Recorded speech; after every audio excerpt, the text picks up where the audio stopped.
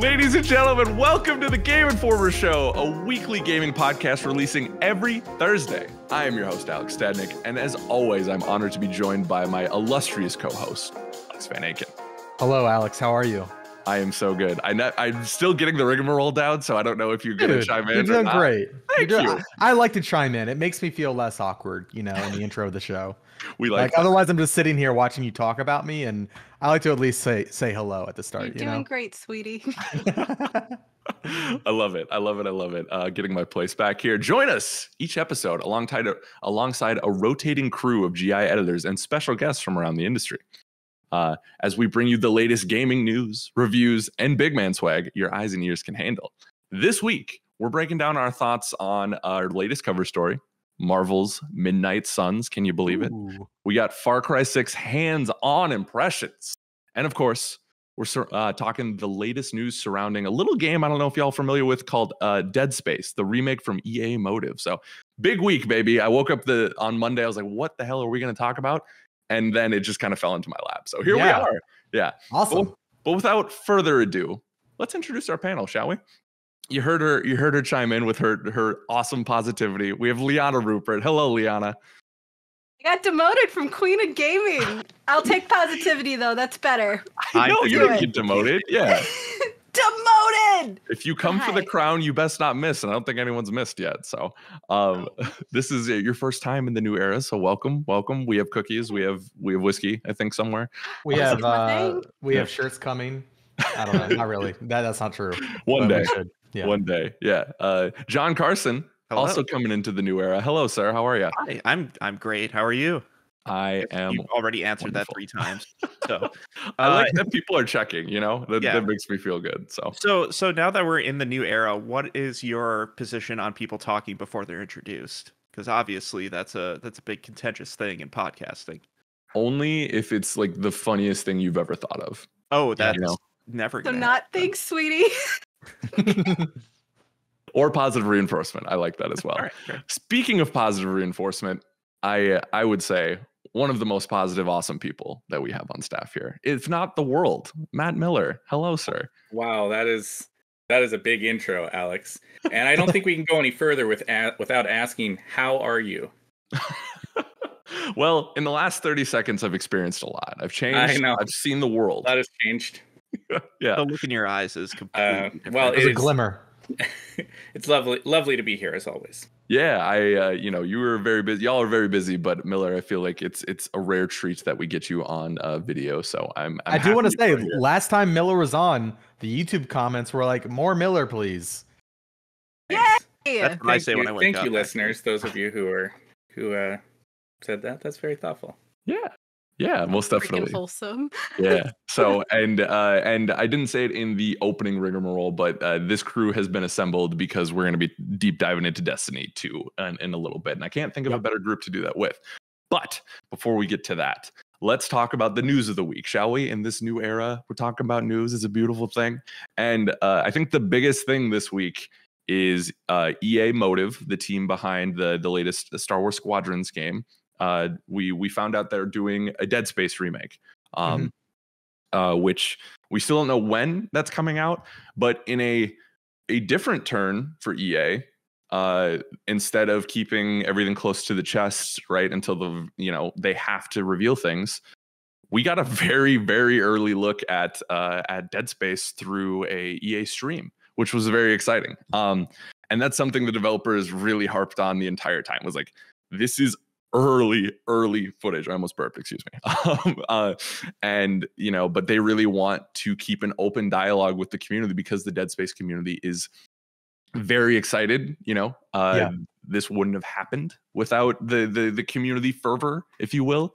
And they're taking the first steps in that. So I guess kicking things off, like I said, they emphasize that this is an early look. They're way early into development.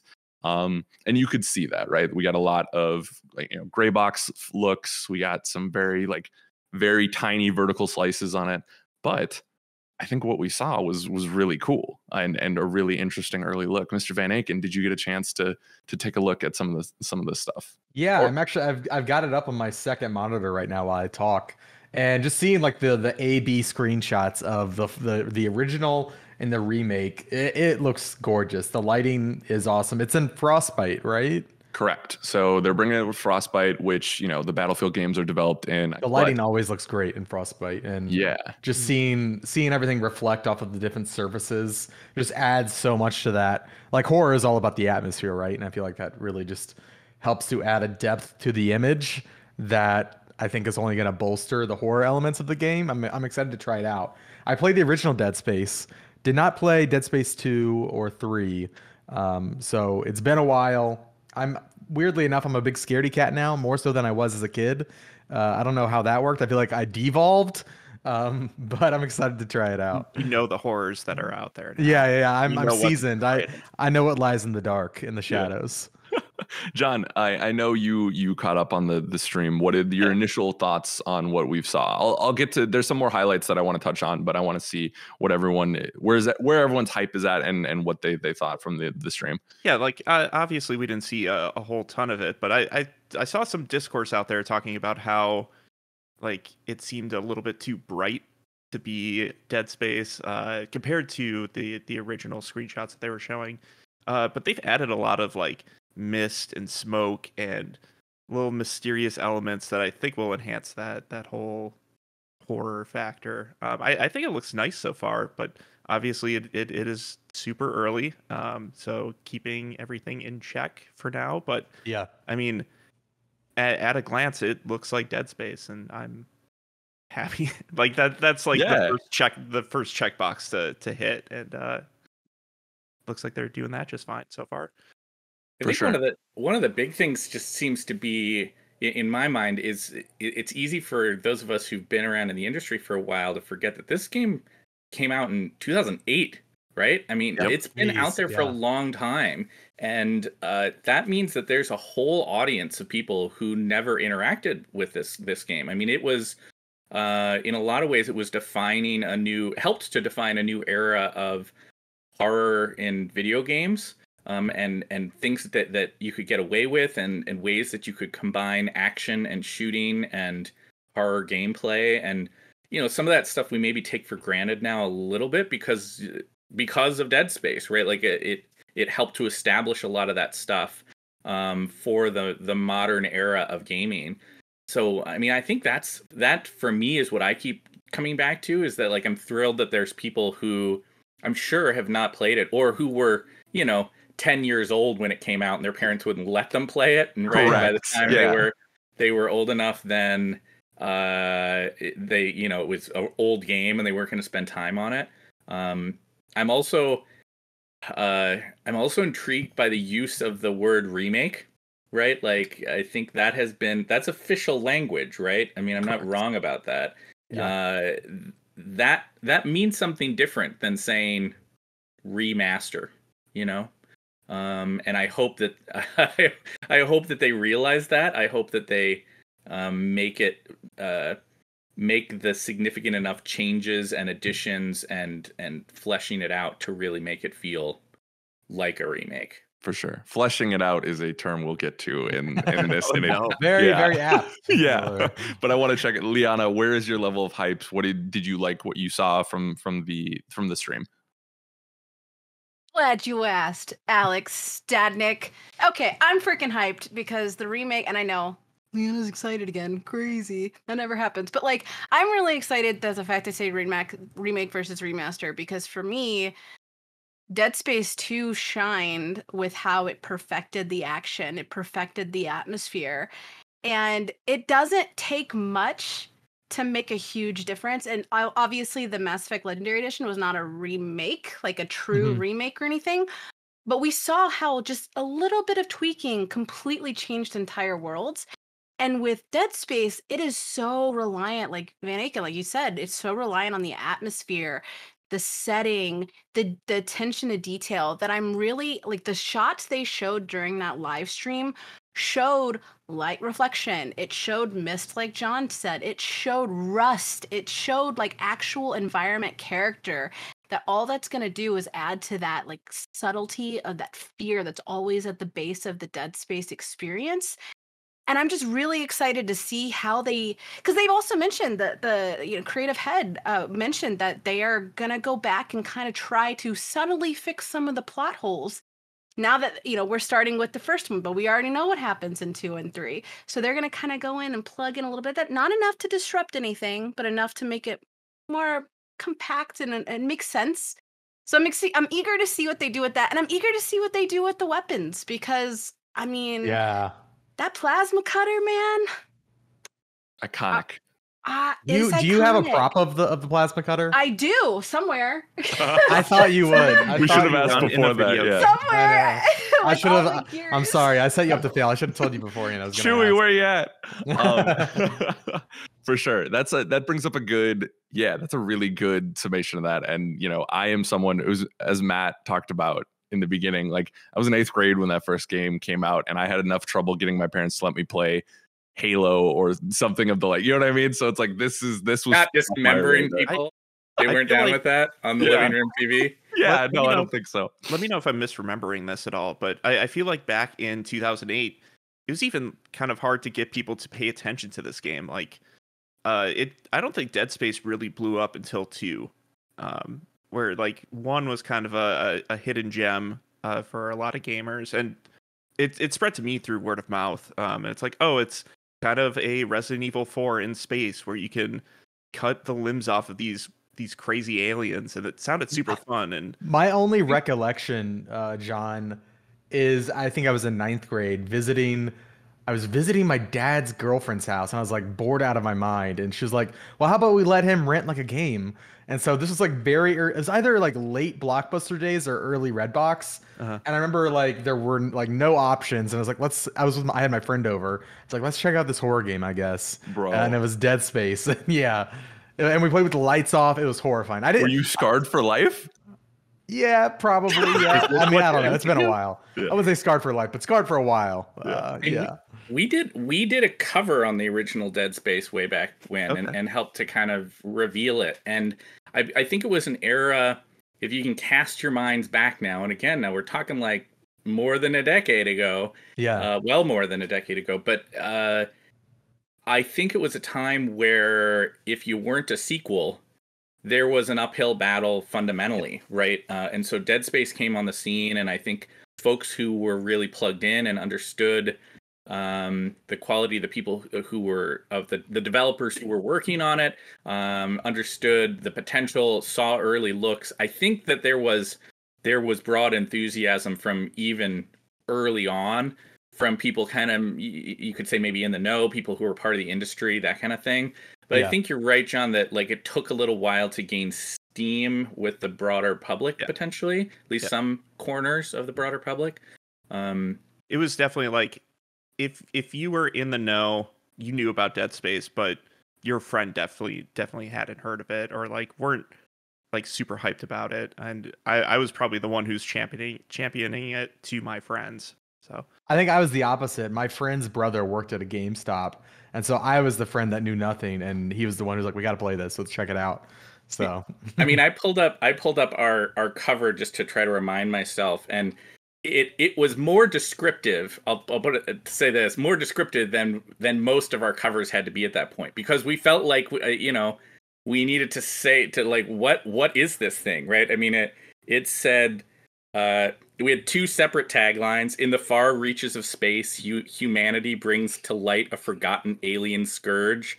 Can one man cut through the darkness? And then we also had a renegade team at Electronic Arts sets out to make the most chilling sci-fi horror game the world has ever seen. Ooh. And so, like, I bring that up to say that, like, there was a need at the time to define it, and to give shape to this game. They're like, okay, is this a shooter? It's a horror. It's not a horror game, but it's like an action. Like people just didn't get it totally.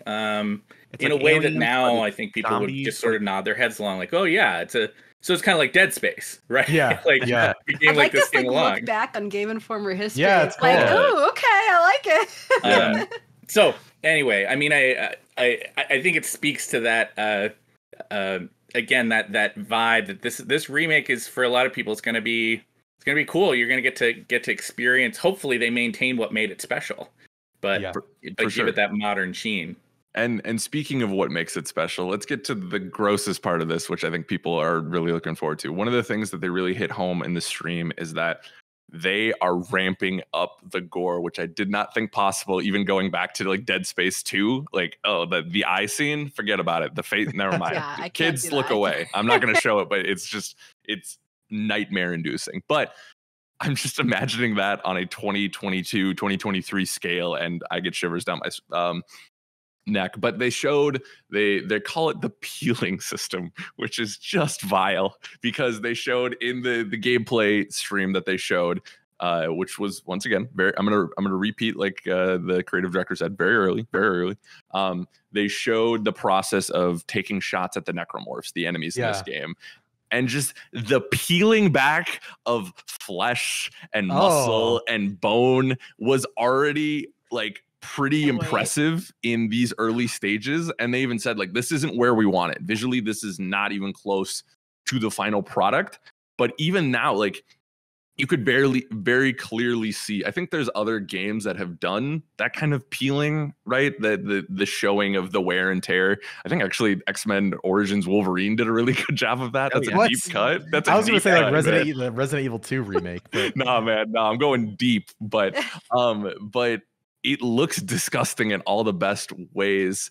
And I'm curious if you guys wanted more gore from this, less gore. Like, you know, I don't know. For me, I was like, oh, this is going to do exactly what it needs to do to modernize this type of experience. But I don't know. I may not partake.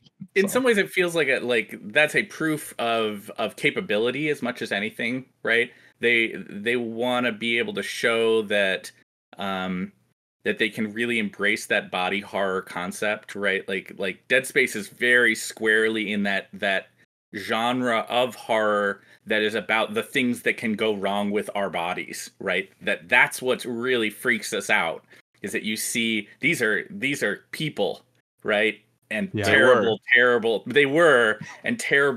things happen. And so it takes your mind down this twisting path of feeling really disturbed by that thought and by what's happening. And you know, I think it's debatable whether there needs to be more or less gore exactly, but I do think it needs to, on a high def display, look good, right? It needs to be so that when you see the skin peel away or whatever in something like that it works and that you believe it, or else you lose that aspect of the scariness. Correct. Liana, it looked like you wanted to, I'm sorry, but like, I love everything you just said, Miller. Okay, so totally off topic, but I've been doing research into like murder mysteries and stuff because that stuff's really fun. And like back in the rabbit hole of serial killers, because I'm from New Orleans, we have a thing for serial killers and vampires. It's just what we do. I hear that. Yeah, that's the thing. Yeah, no, it's just what we do. And I was doing some research, kind of some of the more lesser known U.S. serial killers. And I can't remember what his name was, but I remember his name was really hard to pronounce, so I'm not even going to attempt to do it here. But he was talking about the psychology of why we're so drawn to murder mysteries and unsolved cases, serial killers. Why do we go or when a news piece is about somebody dying, like why are we drawn to watch that? And it's a psychological response of, on one, like Miller, you kind of hit the head on it, of interested in seeing what happens to the body, because on a primitive level, that's our way of trying to protect ourselves. That if we know exactly what happens when you're peeling the skin back or something, then in our brains that registers that, okay, now we can prevent that from happening to us. It's a safety thing. So like, I want to see Dead Space go all into it, because that game is one of the few horror games that really just nails that feeling that something's crawling under your skin and that nothing you're going to do is going to matter in the end and you're just screwed. So you might as well just try to survive as long as you can. And yeah, if they take that with the psychology of why we're so invested in gore, I think it could be really beautifully done and really get under, re-solidify its place in horror. Yeah. I'm just so excited, especially for a new generation. Oh, I'm so excited to see what people think. I'm excited to see what I think. I want to play it. Yeah, no, that's a really good call out. And now I know I am never going on the USS Ishimura or whatever the ship's called. So also, I've learned, So what I'm hearing is the more of a fan of horror that you are, the more primitive your brain is. And so as somebody who hates horror, my brain operates on a genius level. You're It deeply means you're involved. also it Yes. also means you're less likely to survive. It's a survival tactic. Oh, dang it. Dang it. You Oh! Boom. I got man. you have galaxy brain, but it's almost too big to handle. So Yes. your head's about to explode. Call me Megamind. There you go. Oh, underrated movie. It's a good movie. I've never seen it. I think the last piece I want to hit, they talked about like no microtransactions, which is great. The 0G improvements and whatnot.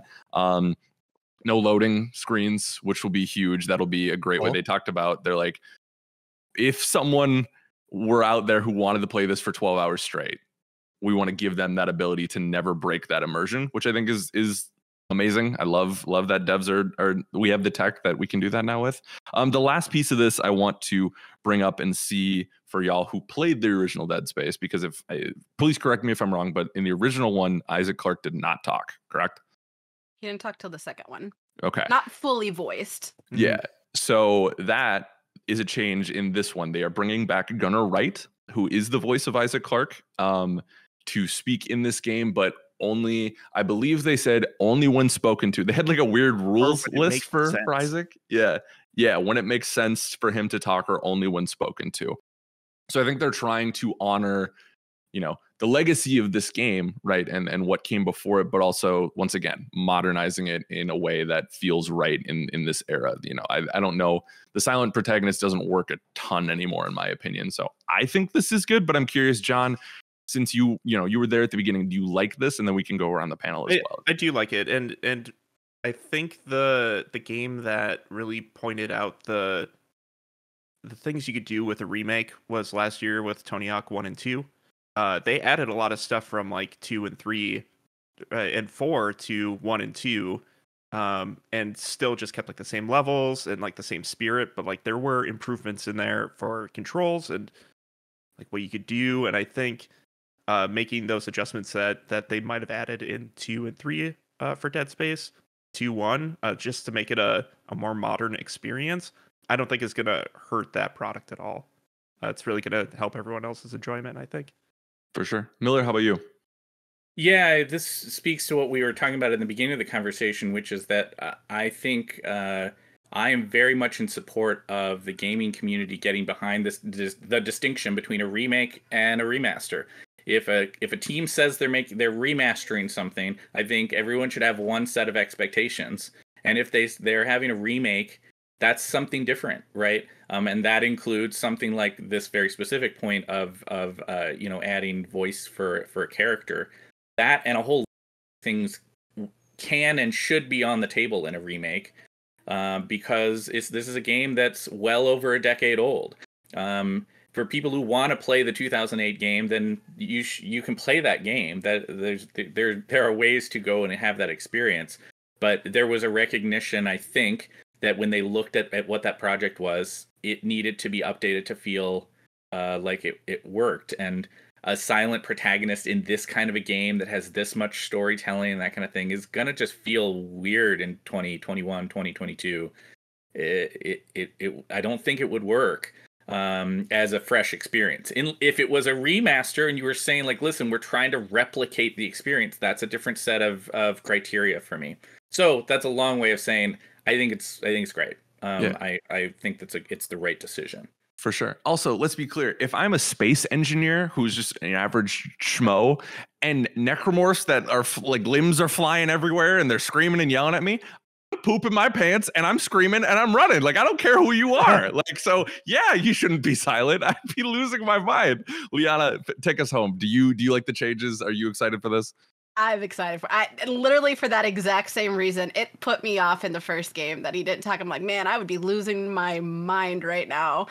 So yeah, I'll keep mine short. I think it's a good move. I'm glad that they did that. And it is important with the remake versus remaster thing, because I think people should temper their expectations and trust the team a little bit, because they got a lot of good people on this team that are very in tune to the original narrative and to what the audience of Dead Space is looking for. So I'm stoked. Silent protagonists very rarely work out for me. I don't like particular, even with Dragon Age Origins, which everybody loved that silent protag, but I love it when they have, to me, it makes me get even more immersed in the world and feel like I'm becoming that character. So yeah, I'm stoked. For sure. I would love them to do like a lore dump where actually he was screaming the entire time. It's just his mask was too tight on him and you couldn't hear it. So, Alex, any final thoughts before we get to the next subject? No, I think you can take it away. Overall, just really excited to see, how this thing is going to shape up. I imagine it'll be a couple years before we get our hands on it, but yeah, excited to see more. We have no official confirmation when this is coming. There's been some rumors out there on when, but we'll wait to talk about that until EA has something to say. So, well, friends, none of y'all played Midnight Suns, so I think we got to go to the people who have. We'll be right back. Welcome back to the Game Informer Show. Today we have assembled the B Squad only in name. They are the A Squad, in my opinion. We have, of course, the one and only Benjamin Reeves. Hello, sir. Welcome everybody to the Game Informer Show. What's happening? Sorry, knee-jerk reaction. Just is this a coup? Is this what's happening here? And then, of course, Brian Shea. Hello, sir. Hey, this is my first time being on the show since you two took over as the regular hosts. Congratulations. Thank you. What do you think so far? Shea. How's everything going? It is not good. Sorry. Oh, no. Yeah, but you got potential. Yeah. Okay. Can you talk to your script writer? Yeah, totally. I think they need more banter. Yeah, okay. Well, gents, this is a very exciting episode because we finally get to talk about Marvel's Midnight Suns. And we had the actual rare opportunity to play the damn thing, which I think is very exciting. Yeah. So, Reeves, since you've written an amazing cover story, do you want to dive in? Do we want to talk about our hands-on impressions to start, or overall game? Where do you want to start? As somebody who doesn't know what this game is, I would like just a quick brief on what this thing is before you guys dive in. For sure, that's good. Top level primer. So, Alex Van Aken, you're familiar with the XCOM games? I'm sure, totally. At least on some level. Yeah, Firaxis, the team at Firaxis that does the XCOM games. This is their new project. So if you're at all a fan of XCOM or strategy games, you might want to pay attention. And it's a Marvel game, but it plays a bit differently than XCOM, and we can get into that in a minute. On the Marvel side, it's a Midnight Suns game, and Midnight Suns is, I think you could say, somewhat obscure property. I think it's that Guardians of the Galaxy level. People are like, what is this? So hopefully they can pull off the Guardians, comes out and everybody loves it now. Yeah. But it's centered around the dark side of the Marvel universe. So characters like Blade and Ghost Rider live very comfortably here. It's an old 90s run called Rise of the Midnight Suns. It happened, kind of spanned across a couple of different comics, looped in Blade, Ghost Rider, like I said, and then Firaxis is taking that and kind of expanding on it. There's newer characters like Nico Minoru, who is in the Runaways, fairly popular character now.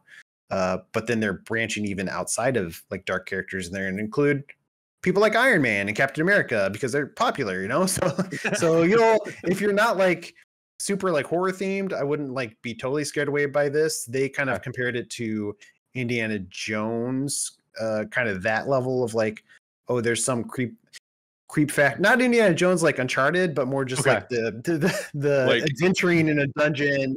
Yeah, mystical, spiritual stuff. Yeah, we did ask if there was any Nazis that get their fates melted off in this, and they said no, not in this game. So, but there are lots of Hydra, so that's basically Nazis. Yeah, same thing. Yeah, for sure.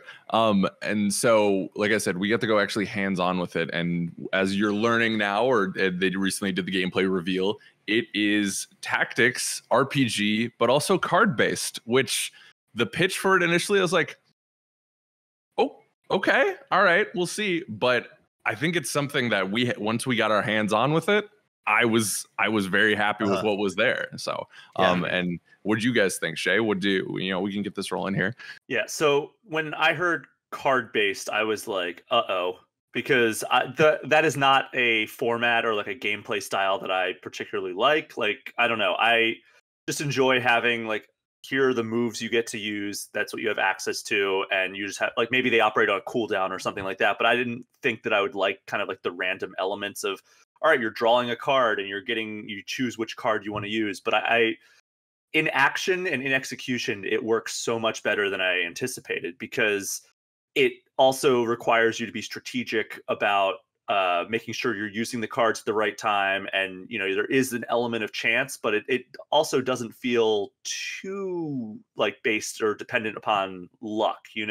Like you at any given point, each character has a decent amount of cards in their hand, so I always felt like well equipped to attack whatever enemies were nearby me. But there were occasional times when it was like, oh, I really wish I had that AoE effect or attack in my hand right now, but I guess I'll just have to try to save that for next time. But in the meantime, I'm going to attack this one guy or throw like an object from the environment into him or something like that. So I really enjoyed the kind of tactical turn-based combat that also implements these cards in really unique ways. And I have a question on that.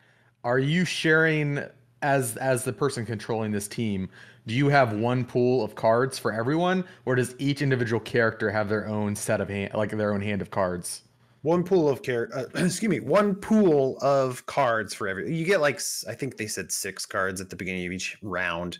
Okay. And you only have 3 heroes that you're controlling at any one time, and part of that is to manage the resources or cards you get for each hero. So it's technically possible that you could get a hand without like any cards for Blade or something. Okay. But they say that's rare because it's just like, that's cool. That's a cool wrinkle, it sounds like. Yeah. Well, and I actually think that's kind of neat. I like the random element. They kind of said in a lot of ways that this is the reverse of XCOM. XCOM was all about, you have a stable set of powers. You know what you can do all the time. Every time you move, you're always taking cover. You're very afraid of the enemy. So you're always trying to like mitigate the damage they're going to do to you. Yeah. But in Midnight Suns, they're saying it's kind of the reverse of that. You're not taking cover. You don't know what you can do every time because all your cards, all your abilities are sort of randomly dealt out to you. And so then you're trying to figure out like, well, how do I mix up all this stuff and like do a really cool move? And then also you're superheroes. So you're not really afraid of the enemy. The enemy should be afraid of you. There's the quote in the cover story that I used from Jake Hallman, who basically said just that. And it's like, yeah, they should be afraid of you. And you're basically just like cleaning the floor every round. It's a very satisfying strategy RPG because you're just like wiping the floor every round with a bunch of dudes. And it's like, how much damage can I deal out to everybody? Yeah, and there are like more powerful characters, but yeah, like when a bunch of like Hydra minions walk out, and it's like, okay, Captain Marvel's, she has like one ability where she can like line up a shot, and like it just anybody who's in like those tiles that are like in that line will get pretty much just obliterated, and it's really satisfying to be like, oh, all right, I got like 5 Hydra minions lined up, and I need to clear out this board anyway, so this is like the perfect timing to get this card in my hand. Well, and that's part of where the strategy comes from too, as well, is you only get certain a movement allotment per turn, and there's also environmental hazards that you use, so you can line it up where Blade lines up behind if you're in a house or something, like a dresser or a cabinet or something, and then like blast that into your enemies, and if you line it up the right way, you get extra damage and you can hit multiple people and stuff like that. Or the hunter who we saw used like this whip ability, right, where she grabs a Hydra agent and throws them into an electrical box for stun damage and stuff like that. So that's more of where the strategy comes with on top of the cards as well. And in the limited time that I think we played 2.5 hours, 2 or so around there. Yeah. I thought that part of it was fun. That I think the strategy, people who love XCOM, more of the strategy is going to come from how do I line up this environment to my best advantage. So, but it's also pretty welcoming. I think people who love XCOM love it because it's a great game, and justifiably so. But I think it can turn off a certain crowd of people who are maybe intimidated by the strategy, because it's got a pretty meaty, good strategy to it. Whereas this, I think the strategy is a little more welcoming. You're not sort of overwhelmed by choices because your characters don't have, your characters have a ton of options in XCOM. Here you have 6, and it's like, how do I play these 6 things and do it well? And then also it's just kind of like we talked about before. It's like, it's very empowering game. It's more about like, how do I manage the field and do the best amount of damage I can possible. And your heroes can get like knocked out, of course, but that's not as easy to do as it is in XCOM, whereas like you don't take cover one round, that guy's done. Dunzo. Yeah. Well, yeah, that doesn't happen here. And the dev said too, it's not like XCOM in that like, no one's Captain America's not permadying in this, right. You know what I mean, in their squad. So it's like you can lose a match, but you don't lose it. Like you have to go back and play it. It's a little bit more linear in that way. And to Reeves' point too, I think this appealed to me as someone, I know I'm a broken record on here, but as someone who's just getting into tactics with Mario v Rabbids and Gears Tactics, right? This is appealing to me because it's not that punishing difficulty curve that XCOM is known for. And it's funny because XCOM Enemy Unknown, the first one that they did in like this kind of like reboot series, was my introduction into like actual like tactics. So I was like, oh, everybody's saying the same, it's really good. So I jumped in. I'm like, I am just getting my ass handed to me constantly. And I still love that game. I think I've bought it like across pretty much all the like I have it on my PC, I have it on my Xbox 360. And I think I bought it on Switch when it came on Switch, and I also bought it on Vita. So it's like I love that game, and I love XCOM 2 a lot as well. It's on iOS too, I believe. It is on iOS. I think I might have it on iOS. But I wonder if it still runs well. I definitely have Civilization Revolution on iOS. That was a good way to play that. That was, yeah. I just liked having those games like on the go as well. Like they're great games to like fire up, run a couple missions like on a plane. Remember Planes, by the way? That was fun. Unfamiliar. Yeah. Are they sort of like trains? Yeah. Sky trains? Okay. Yeah, they're like sky trains. But yeah, I think that like when I heard that Firaxis was doing a Marvel game, I like immediately pictured like, oh, it's going to be XCOM, but with like, Captain America, Iron Man, and Wolverine. And I was like, that sounds awesome. And then, you pull back. Before we knew it was Midnight Suns, I was like, this has to be an X-Men game, right? They have to go for some kind of weird pun or something, right? Yeah. But then, once we pulled back the layers and like really saw what this game was all about, it's like, okay, yeah, the DNA of XCOM is there, but this is definitely a different experience. For sure. And I think part of that is too, one of the things that they hit home for us when we were talking to them, they really made sure they called it a tactical RPG with an emphasis on the RPG. And that stems from the Abbey, which is the kind of hub world of this place. And that includes kind of a Mass Effect level of like character interaction where you can take, all the characters that you're playing with in your party, you can take them on friendship dates, kind of. I can't remember exactly what they call it. Hangouts. That's what it was. I'm just gonna like go get coffee with Blade. That'll literally. I mean, I don't know if you can go get coffee, but like, yeah, it's like, all right, you can go like work out with Captain Marvel, or you go like meditate with Doctor Strange, stuff like that. Yeah. Well, but that's part of it too, right? Is you can mess up the hangouts. There's friendship points where you're not going to take in the demo that we saw, I can't remember who it was, but one of the characters was really like, I want to do a movie night, or Robbie Reyes was like, that was Nico. Yeah. Yeah. And Robbie Reyes really loves playing video games. Yeah. For example, so if you take Robbie to go, walk through the park, he'll be like, bro, what are we doing here? Like, I'm playing 2K, and you can get negative friendship points for that. But on the opposite side, if you nail the friendship or the hangout, you get positive points, and you build that to their ultimate abilities, and that's how you unlock that. They seem to tell us that. I'm going to nail Captain America. I mean, nail the friendship. Nail the friendship. Yeah, totally. Yeah. We did ask if you could do that in the rapid fire. Unfortunately, you can just become best friends, which I'm okay with. Pretty being cool. Best friends with Steve I'll be okay with that. So, you mentioned Mass Effect, and I think they even evoked Mass Effect, and they kind of say, the Abbey is kind of like the Normandy, right? It's a place you go back to between every mission. It's a place where you talk to all your friends. But there's also a forge there where you can upgrade your abilities.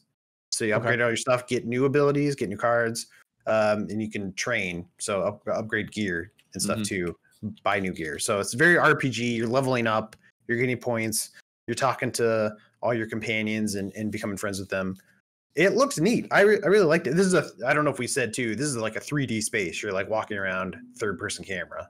Yep. Yeah, and there's also some side quests that we didn't really get to dive into, but there's, like Ben said earlier, this is very much the mystical side of Marvel, and they're playing that up even more when it comes to the Abbey. So I'm kind of excited for that as someone who is growing out of their superhero fatigue a little bit. I was definitely a little bit tired of the genre after Endgame, right? Because we had such a high and then we kind of calmed down after that.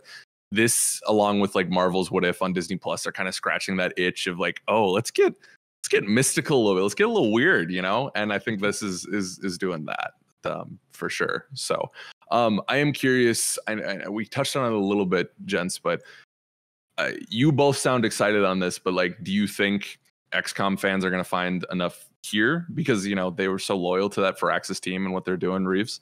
Oh yeah. I mean, I'm effing stoked about this game. Sorry for the language. Nest about this game. When we first heard about the game, not to keep going back to that, but we were like, you heard XCOM, strategy RPG, Marvel Comics. I was like, man, this game is like the bullseye of my Venn diagram. So I'm like the perfect person for this. But I think, to your point, if you're not a Marvel fan, but you are an XCOM fan, as just an XCOM fan, I still got a lot out of our hands-on time with this. Like, I think the strategy is definitely different than XCOM. You know, it's not going to be one-to-one, but it makes you think in some interesting ways. And I like the strategy on hand, especially if you like, I don't know, card-based strategies. Like, it's really not the same as something like Slay the Spire per se, but there is a little bit of like, how am I using this card to attack this person? There's a little bit of that there, but I wouldn't like, if you hate card-based games, if you're like, oh, I tried Hearthstone once and I hated it, I'm like, it's different enough where I would give this a chance. Okay. Definitely. Yeah. Shay, how about you? Yeah, I think that like Reeves said, if you're an XCOM fan but not a Marvel fan, I think there's more there than if you're a Marvel fan but not like a strategy game fan. I think like if you're just like, oh man, I loved Insomniac Spider-Man and like I love the MCU movies, but God, I really hate XCOM, you're not probably gonna like this game very much. Like, I don't know if your love for superheroes will really carry you through, because like I said, there is a lot of that XCOM DNA and the strategy genre implemented into this game. I mean, it is very much a strategy RPG. That said, I think that if you're a huge Marvel fan, like I think both Ben and I are, and you may have less love for the strategy genre, but you have some tolerance for it, like maybe you like Fire Emblem or something like that, you'll definitely want to check this game out. I think that it has a lot of potential. Again, we only played like 2.5 hours, but I'm really excited to see like how the combat will evolve over the course of the different the different stages that they're going to throw at us. I mean, we didn't get our hands on with every hero, so I'm excited to see that. And I'm really looking forward to seeing like what villains we get to see in this game, because like they mentioned that there will be like iconic villains along the way, but we just don't know which ones. And that's part of the fun surprise. Yeah, I'm with you guys. I am. It has become one of my more anticipated games of next year, just in the time that I played it. And I think, just to reiterate, if you saw it and you're like, cards not for me, strategy not for me, if you like Marvel, if you like some of the relationship building in something like a Mass Effect, I think there's a lot to love here. And I mean, Firaxis doesn't really miss a ton. They're a really good studio. So there's a lot. They to have be one of those about. like 99% shots. Like, yeah. That is actually 99%. It's not. Yeah. At point blank range, right, Ben? That's right. Point blank range. That's only funny Rolls to right off two the of tongue. us. Yeah. Great inside joke. Yeah. So I got, we mentioned it earlier, but I got some like Fire Emblem Three Houses vibes off of it. Oh, okay. Maybe you mentioned that, but just like, especially with the wandering around the Abbey. Oh, and then the other thing, we can move on if you want. I'm not in charge of this podcast anymore, so I can go off the rails. We didn't really talk about Lilith, who's like the big bad for this one. And you mentioned the villains, Brian, but one of Lilith's powers is if she touches anybody, she can control them. Yeah. So there's going to be a lot of like heroes and villains throughout the Marvel universe that Lilith is going to grab and like make do her bidding. So you're going to be fighting a lot of people throughout the Marvel universe, let's say. That's a creative way to get around that. Yeah, right. Kind of loop that in. Yeah. Marvel's very good at like finding ways to make it so like their iconic characters show up in ways that they may not normally show up. Like, oh, it's a multiverse. It's just an evil version of Doctor Strange now. That's right. Like, oh, okay. Whatever. Yeah, and you can play as Doctor Strange in the game, so that'd be weird, but I'd be for it.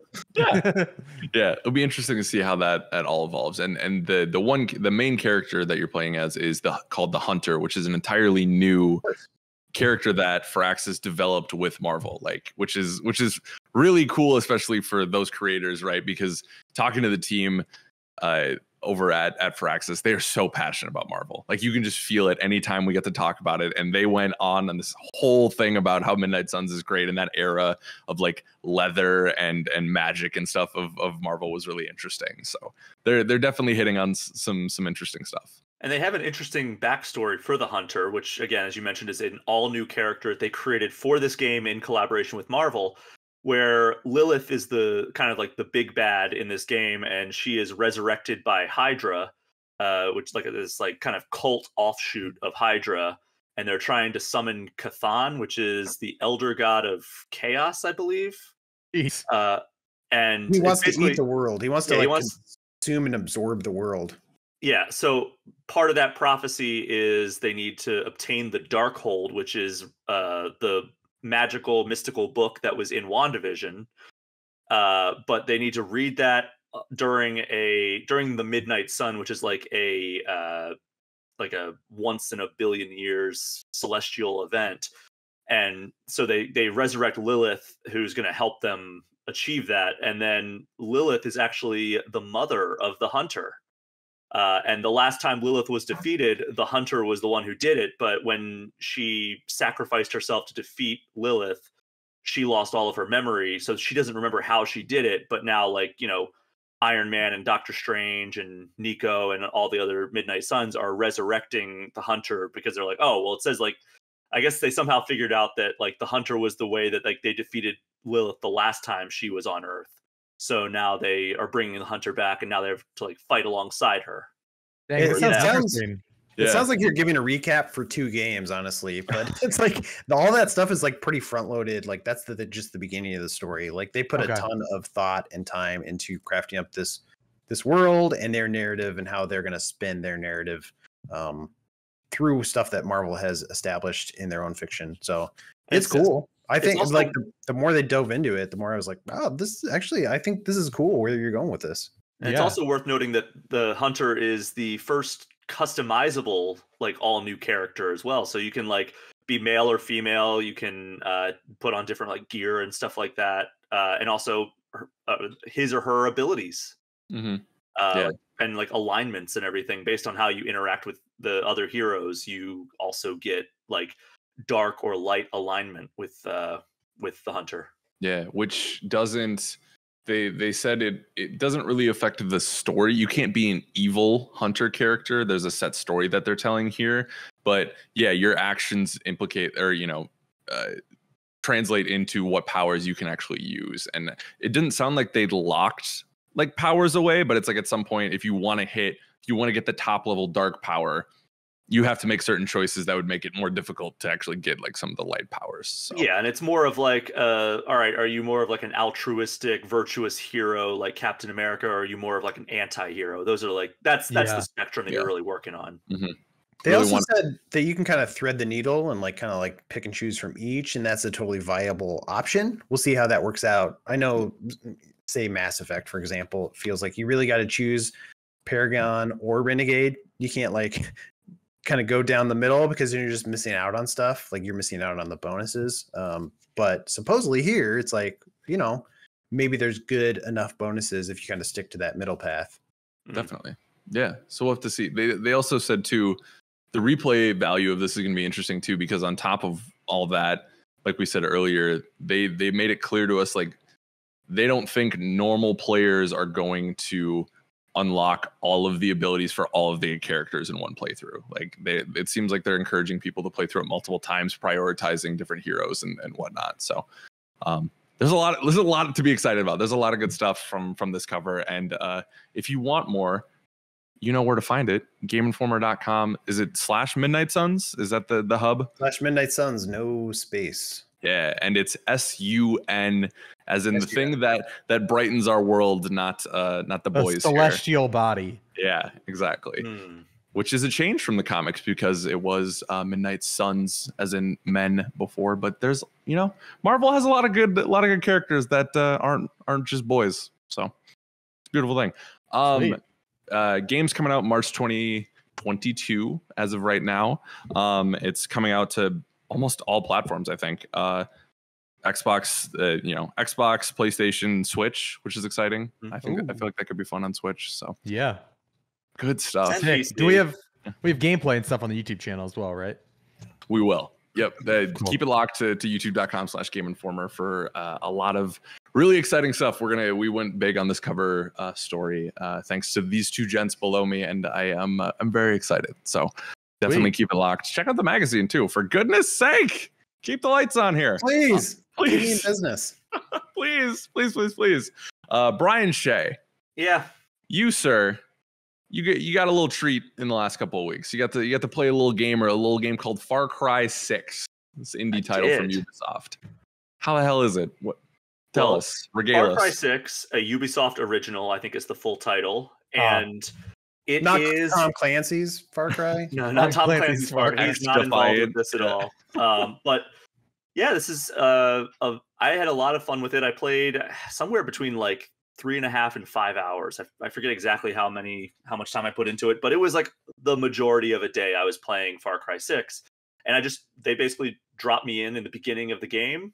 And, they really are doing some cool stuff with the story. And the thing about Far Cry has always been like, ever since Far Cry 3, when they really like started going for it with this current formula, is like, all right, we're going to have like these kind of heavy themes and, like menacing villains and everything, but the core gameplay is like, hey, look, I hang glided off this cliff and then landed on top of a bear, and then it's like, all right, this does not feel like in line with like we're doing this like really deep exploration of like brainwashing and cults and everything. It's like it just feels so dissonant from the actual story. And some of that is still here in Far Cry 6. At its core, it's still very much like a Far Cry game where, you have a wingsuit, you can jump off a cliff and basically like fly across the entire thing. There's a giant, like basically rabid chicken that you can recruit to fight alongside you. There's an alligator you can recruit to fight alongside. So there's some goofy stuff in here. How deadly is that chicken? It's pretty deadly. I saw it take out like a horde of dogs. What? Like attack dogs. I don't think that's possible. Well, it sure was in Far Cry 6. I'm very excited for the alligator personally. I know everybody's talking about the dog. What's his name? Chorizo. Chorizo. Yeah. The alligator is gonna be where it's at. All right. The alligator. The alligator. Yeah. I want to get like a pet ant. I don't know if they have this ant. Yeah, it's taking out an army of elephants. So it's funny, it's not funny, but like the interesting thing is, so the story is like a very serious one.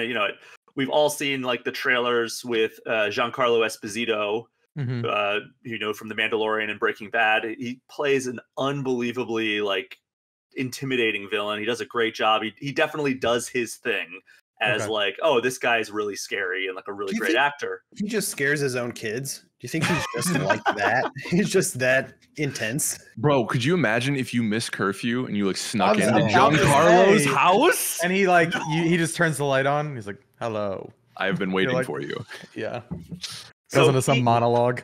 Yeah. He only had a couple of scenes in the time that I was playing, but the scenes that he was in, like he just knocked out of the park.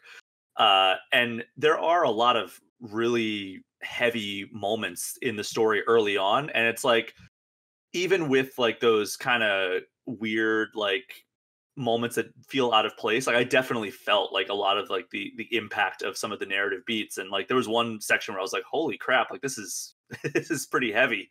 So, I was surprised by like how it didn't take me out of the immersion. Like when I'm like 1 second watching like this really kind of emotional scene, and then the next minute it's like, all right, well, I guess I should go like climb up this mountain and jump off it with a wingsuit and fight. I'm glad you said with the wingsuit. Yeah, well, But the thing that, honestly, the thing that took me out of it more than the action is the fact that your character's name is Danny Rojas, right? Which is a character from Ted Lasso. That's weird. That's all and his spelled the coincidence. same. Yeah. And it's so weird that like every once in a while it'll be like this scene where they're obviously wanting you to have some sort of like emotional connection with these characters, and it's like, hi, I'm Danny Rojas. No. It's like, oh my god, like Far it Cry just is immediately life. took me out. Yeah. Exactly.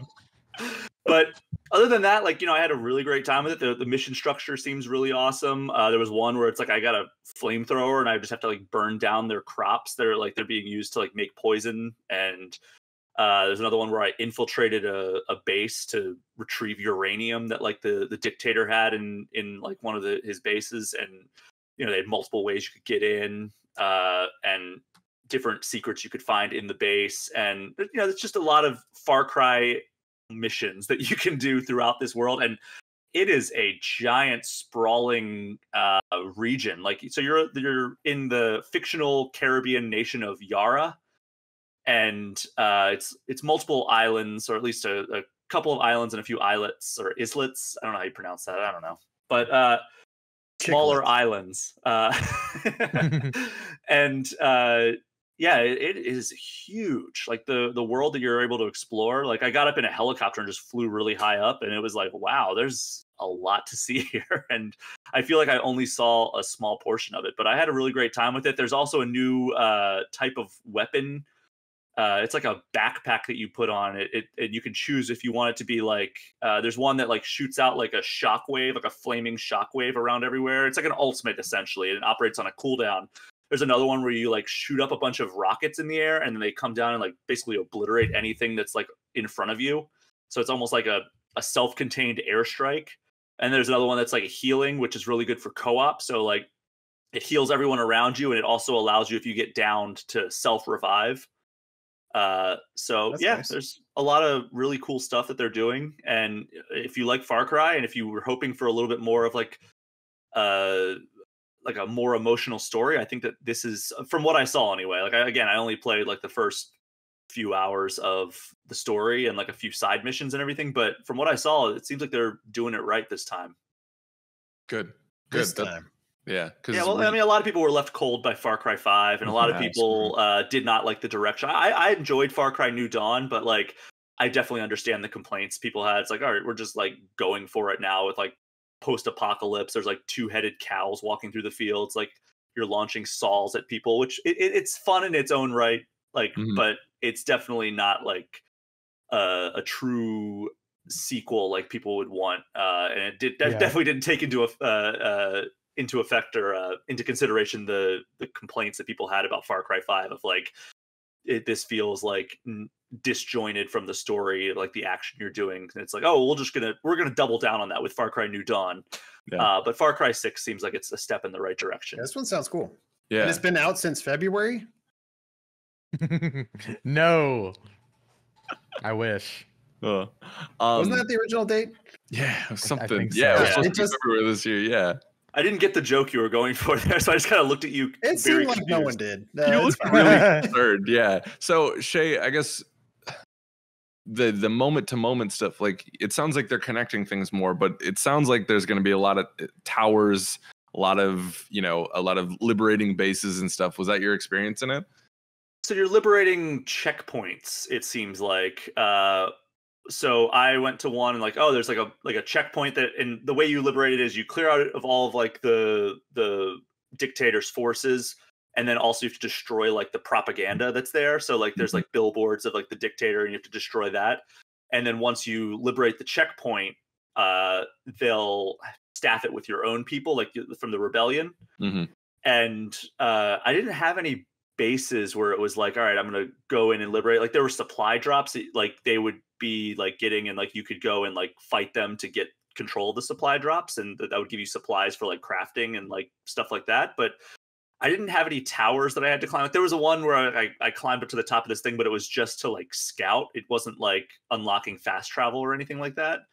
But I was primarily focused on the like the side missions and the story missions, and I wanted to kind of unlock some of the the animal friends. So I was doing some of that stuff. So maybe if I explored a little bit more, I would have discovered some towers. But yeah, not this time. A lot of zip lines though. We like zip lines here. We do like the zip lines. Yeah, I guess I asked because I've started Far Cry 3 and 5 and Blood Dragon. I love Blood Dragon's great, but I always run into that same thing in 5. I was like, okay, this feels very samey. Like I've never finished a Far Cry game, and I hope this one is it because I love Giancarlo. I'm excited by the story they're telling, and it looks like the weapons look like they're out of Ratchet and Clank, but it makes me a little anxious that it's still like a lot of those similar tropes, which I guess people love the games for those reasons. But yeah, let's hope maybe hoping for a little bit more.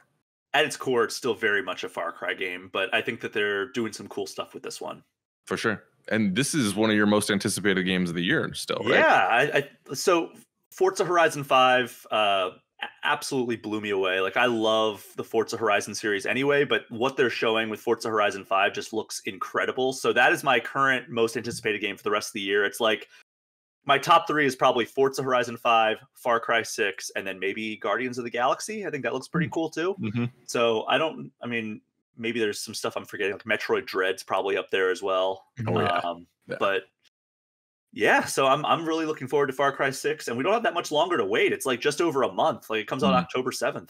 Yeah, it's soon. Reeves, are you a Far Cry guy? I know you like shooters, but are you a Far Cry fan? Yeah, I've played most of them actually. I skipped New Dawn, whatever the last one is. So I'm actually kind of like ready to go again. It feels like it's actually been a while since I've had a good Far Cry experience. So I'm revved up and roaring to go, as the kids say, right? The kids do say after they have a Far Cry, they do say that. Yeah.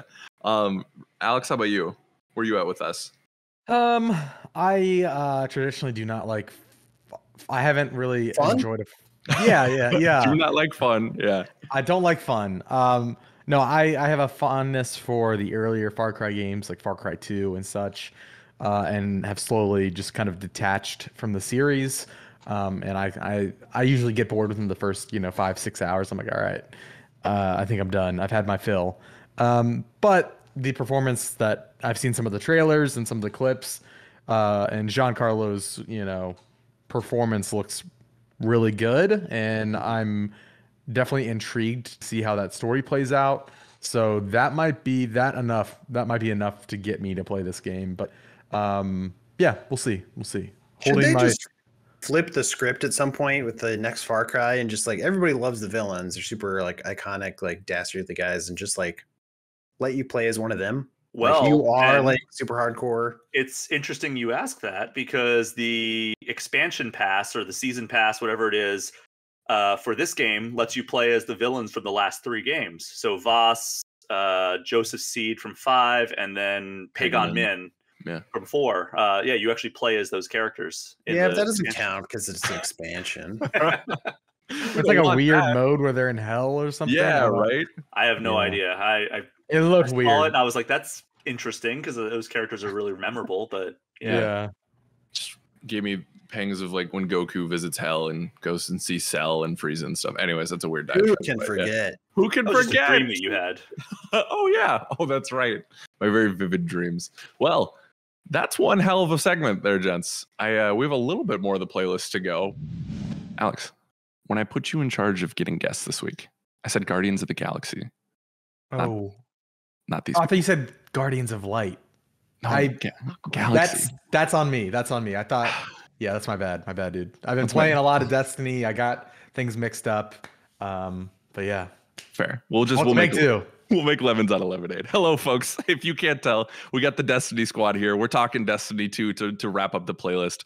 We got John, Liana, and Matt Miller with us. The biggest little Destiny. Whoa. No, I don't know how to do Cade. that. Yeah, and Cade to join us. So this is a point where I'm gonna lob this Destiny grenade in. Alex, take it away, and all right. We'll have some fun. Yeah. All right. I am now the host of this section of the show. So as part of host, I want to talk first. I just want to say Destiny 2, good. That's what I have to say. Destiny too good, huh? Yeah, Destiny too good. No, Very well spoken, yeah. Last week we saw Season of the Lost come out. Liana streamed on the Twitch channel showing off the Witch Queen stuff and reacting to that. I recommend going and checking the archive because it was very fun to see her just lose her mind at Hive Guardians. Quickly catch us up to speed, Liana. What's going on with Season of the Lost? Why do you think players are coming back? Give me the quick summation. Oh, there is no quick summation, friend, but I will do my best. All right. So, Bungie, been killing it in the narrative game lately. If you've been playing since Season of the Chosen, from Season of the Chosen onward, they have really been making changes to how lore drops, how it all connects to each other. You can tell they definitely found their shtick. If you haven't read the lore about Savathun, the original like Hive gods, and Savathun is the Witch Queen, right? She is the Witch Queen, and then we have Marasov, who's returning from Destiny 1, who was Uldensov's sister and the Queen. She was one of the Awoken, right? Okay. See, I'm piecing it together. Oh, the Awoken. She was the Awoken. She is the one that basically shaped the Awoken to what we know of today. Okay. And she was gone. She was thought to be dead. We learned, previously that she was alive through an oracle in the Dreaming City. Now she's back. She sees her reunites with her brother, but her brother is not her brother anymore. He's no longer Uldensov. He's the Crow. No memory of her. We've got Savathun, who we finally know who she's been doing. And if you've been following my coverage, y'all, you predicted it. Yeah, nailed it. Yep, you I did. said I would eat my hat if it wasn't Savathun wasn't masquerading as Osiris. Freaking knew it, man. I felt so vindicated. And so now we're teaming up with Mara and Savathun, which is gonna bite us in the butt, to try to dispel the curse of the Dreaming City. We're trying to get Savathun what she needs to kick her siblings' butts. And Hive have ghosts and guardians now, and that's weird. This all sounds very overwhelming. Like there's a lot of information. So why are players like me coming back to the game, even when all of these like loose ends are starting to come together? There's still something about Destiny right now that is attracting people to it, despite the complicated thread. So one thing that people really wanted with the first Destiny, it didn't really kick off until the Taken King, because that's when they really found their narrative groove. Yeah. And then they started Destiny 2 with a story, which people were like, yay, you're not making the same mistake. But then it fell off at a very kind of like Anthem did, where it just was like, you have story, nothing. Okay. And then for years there was nothing because it was under Activision and they were being really restricted. And from Forsaken was pre-separation, but that was where they started to find their footing of like, okay, let's take some risks. And that's where they killed off one of the most beloved characters. But people are coming back because what people have always wanted was for Destiny to have a more focused storyline, because the lore has always been there and the lore has always been phenomenal. And the grimoires and all of that, the weapons, everything, but you have to hunt for it and you have to grind a lot for it. Yeah. But they've been doing a really good job at balancing the grind out with the lore. They're being more in tune with their narrative loving audience. And I think that's why a lot of people are jumping back in, because they're seeing the dedicated players that have been playing along lose their minds over this, and they want to see what is making everybody flip their head so much for a game that a lot of them fell off. I know a lot of people here fell off after like the first expansion because they didn't really seem to go anywhere meaningfully. And now that's all changed, and like you kind of love to see it because it's beautiful. Sweet. Well, we're going to go over to Mr. Matt Miller, the person that reviewed Destiny 2 Beyond Light for us. In his review, he said Beyond Light is a major turning point for the franchise in both story and gameplay, but the accompanying departure of older content diminishes the game in significant ways. Miller, how are you feeling about Destiny 2 these days? We're about 10 months after that review. Season of the Lost is here. How are you feeling? I feel good. I'd echo a lot of what Liana's saying. I think that they have hit a really good groove with storytelling in over the course of the last year, but at the same time that those seasons have at times felt like asides in some ways to the core story, right? Think about there was a season that was wholly focused on the leader of the Vanguard having a conflict with one of the new Cabal leaders, right? And that's interesting for those of us who've been following along for a long time, but that's kind of deep cut in some regards for somebody who's like maybe a little bit more casual player. It it was significant because it helped to set up these bowling pins that are now beginning to roll the ball towards those bowling pins in Season of the Lost. With the arrival of Marasov and Savathun, I mean that's really the big thing that's going on. But it also feels like a return to the core story, right? And that's why, I mean, that's why I think for a lot of folks who have been playing for a long time, we feel good about going to our friends and being like, "Hey, man, you should come play again," right? Like, because almost everybody has, if you have played before, you have that sense of like, oh yeah, there was that Awoken Queen character, right? Yeah, Didn't she die? Or and she kind of came back, but then she disappeared, right? Like it's all kind of like floats out there and you have a consciousness of it. Yeah, it's a bit foggy. It's a bit foggy, but now she's back, like literally in person. She's there. You go, you stand next to her, you talk to her. Likewise, Savathun's a character that's been hinted at for years, arguably since way back in The Taken King, right? Her brother, we take him out in The Taken King. We and taken out? Yeah, Is that a pun? and you know, Savathun has been lurking back there with this sense that she's manipulating things in any number of different situations over recent years of gameplay, and now she's here. I mean, you can go kind of stand next to her, much like Marasov. I do think, though, beyond some important beats in storytelling, there's other really important reasons that now is a good time to get back into Destiny, and why a lot of people are. One of the biggest ones is crossplay. If you're not conscious of the significance of that, I mean, you got to kind of like take a step back and think about just how huge that is.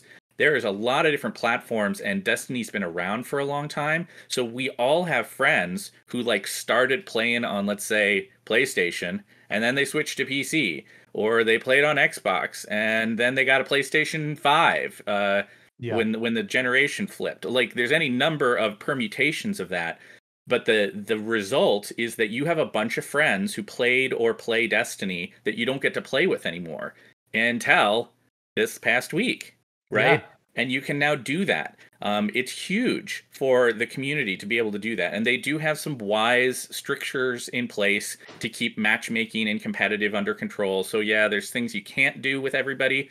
But for the things that you really want to be doing with your friends, that I think a lot of people really want to be doing with their friends, of exploring, going through these game worlds, seeing the story play out, trying out the new activities as they show up, all of that stuff. Like, if I'm on PlayStation 5 and my buddy's on PC, we can just go do that, and there's very little barriers in place for that.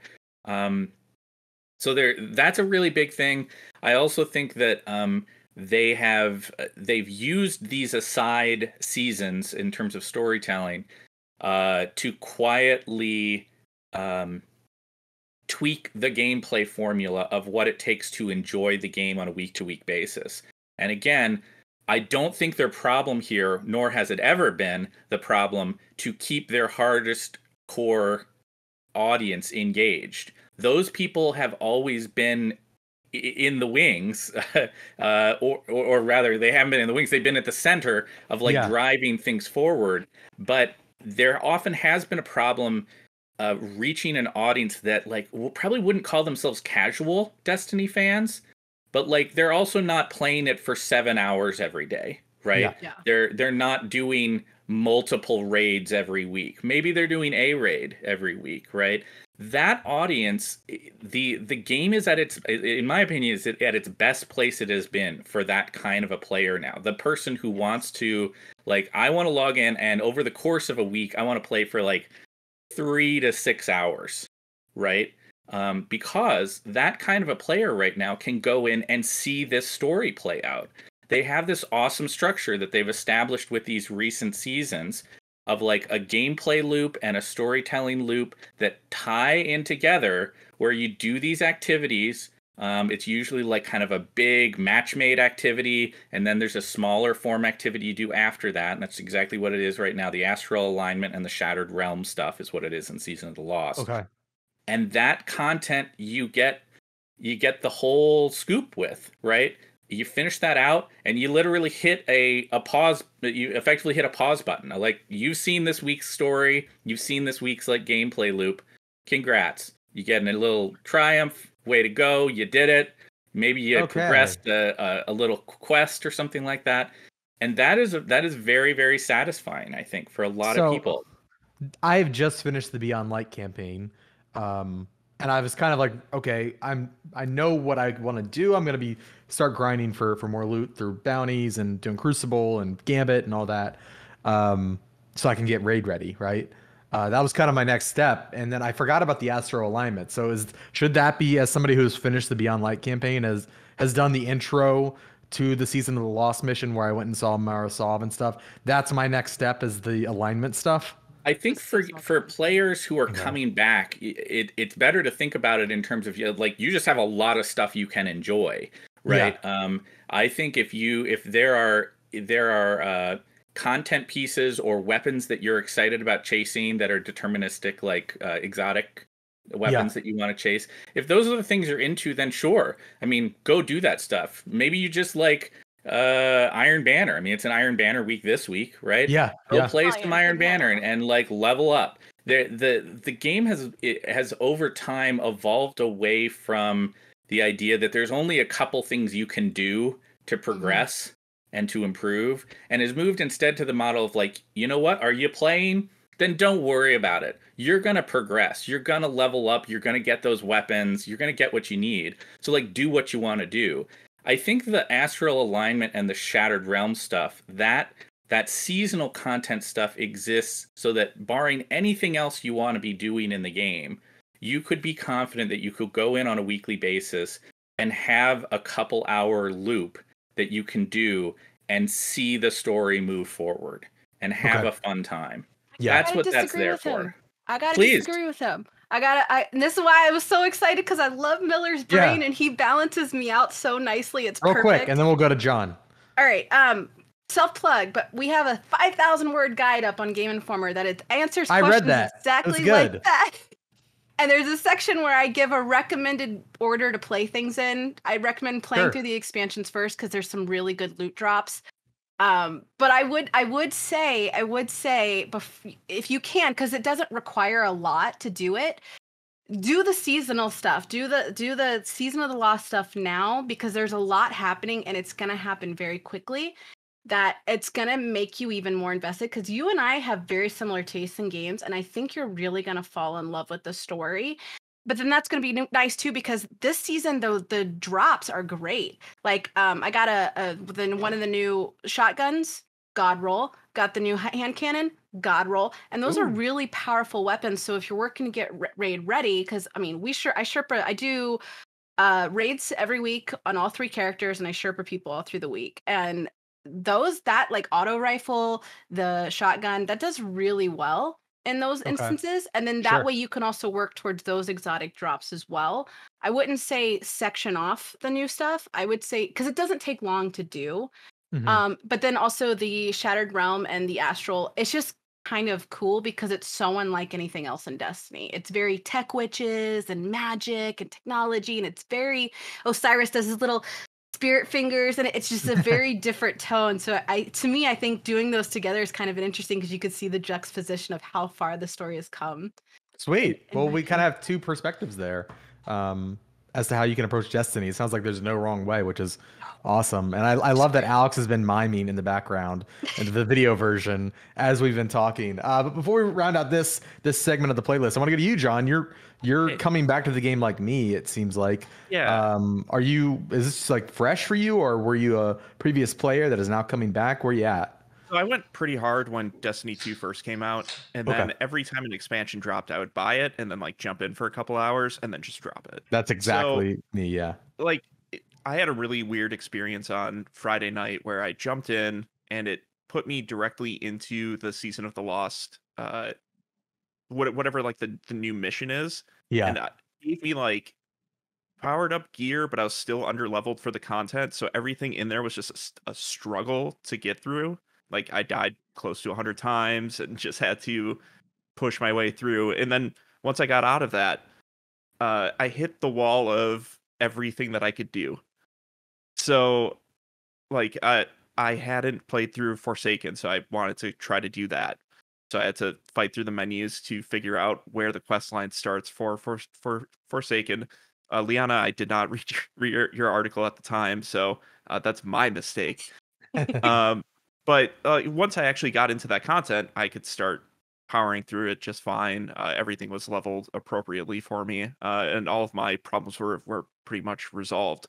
So I think for people who are like us, who are returning, be mindful that there might be some weird entry points that new players aren't seeing and that existing players aren't seeing as well. And try to roll with it the best you can. I had the exact same experience. I don't think I died as many times, but it was definitely like because I had already started playing before that mission had dropped. And so I had already kind of started some of the Beyond Light stuff and I had some gear through that. But then I logged back in expecting to pick up my Beyond Light stuff. And I was like, I played through this mission real quick. And I was like, it was a little jarring, but I was like, okay. And I got through it and I'm like, okay, that breadcrumb's over there for when I'm done with what I want to do right now. And then I can kind of pick that up.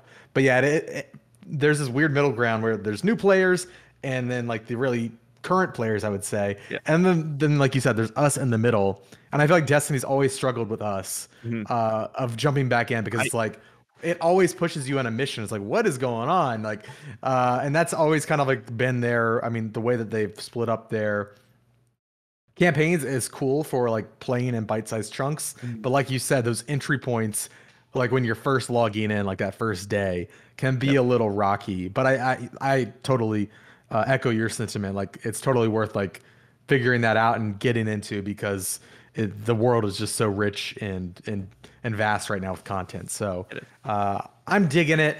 My mom downloaded it today. Nice. My mom and I used to play a lot of Halo together, and she used to love Bungie games. So I was like, hey, she's kind of maxed out the Fortnite Battle Pass and is like bored with it. She's like, I need another carrot on a stick. She's downloading all these other Battle Royale games. I was like, Mom, you have Game Pass, you have an Xbox, download Destiny 2. It's Bungie. And there's classes that you can play. She likes RPG elements like that. We need Mama Van Aken on a stream. We need to see you guys doing Gambit. Let's do it. Yeah, that's great.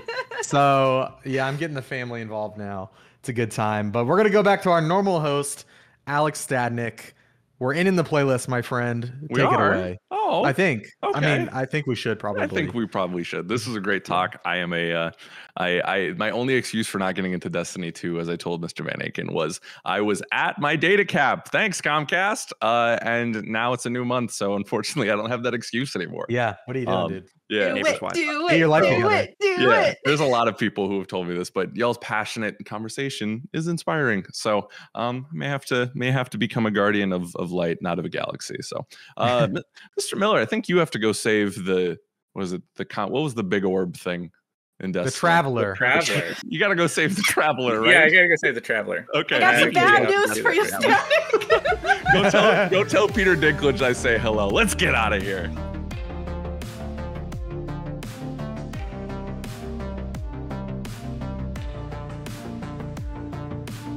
Ooh, welcome back to the GI Show. As always, we're going to start the community section off with a little bit of housekeeping, right? You got to tidy up. We don't live in filth, right? We got to keep it clean. So Mr. Van Aken, take it away.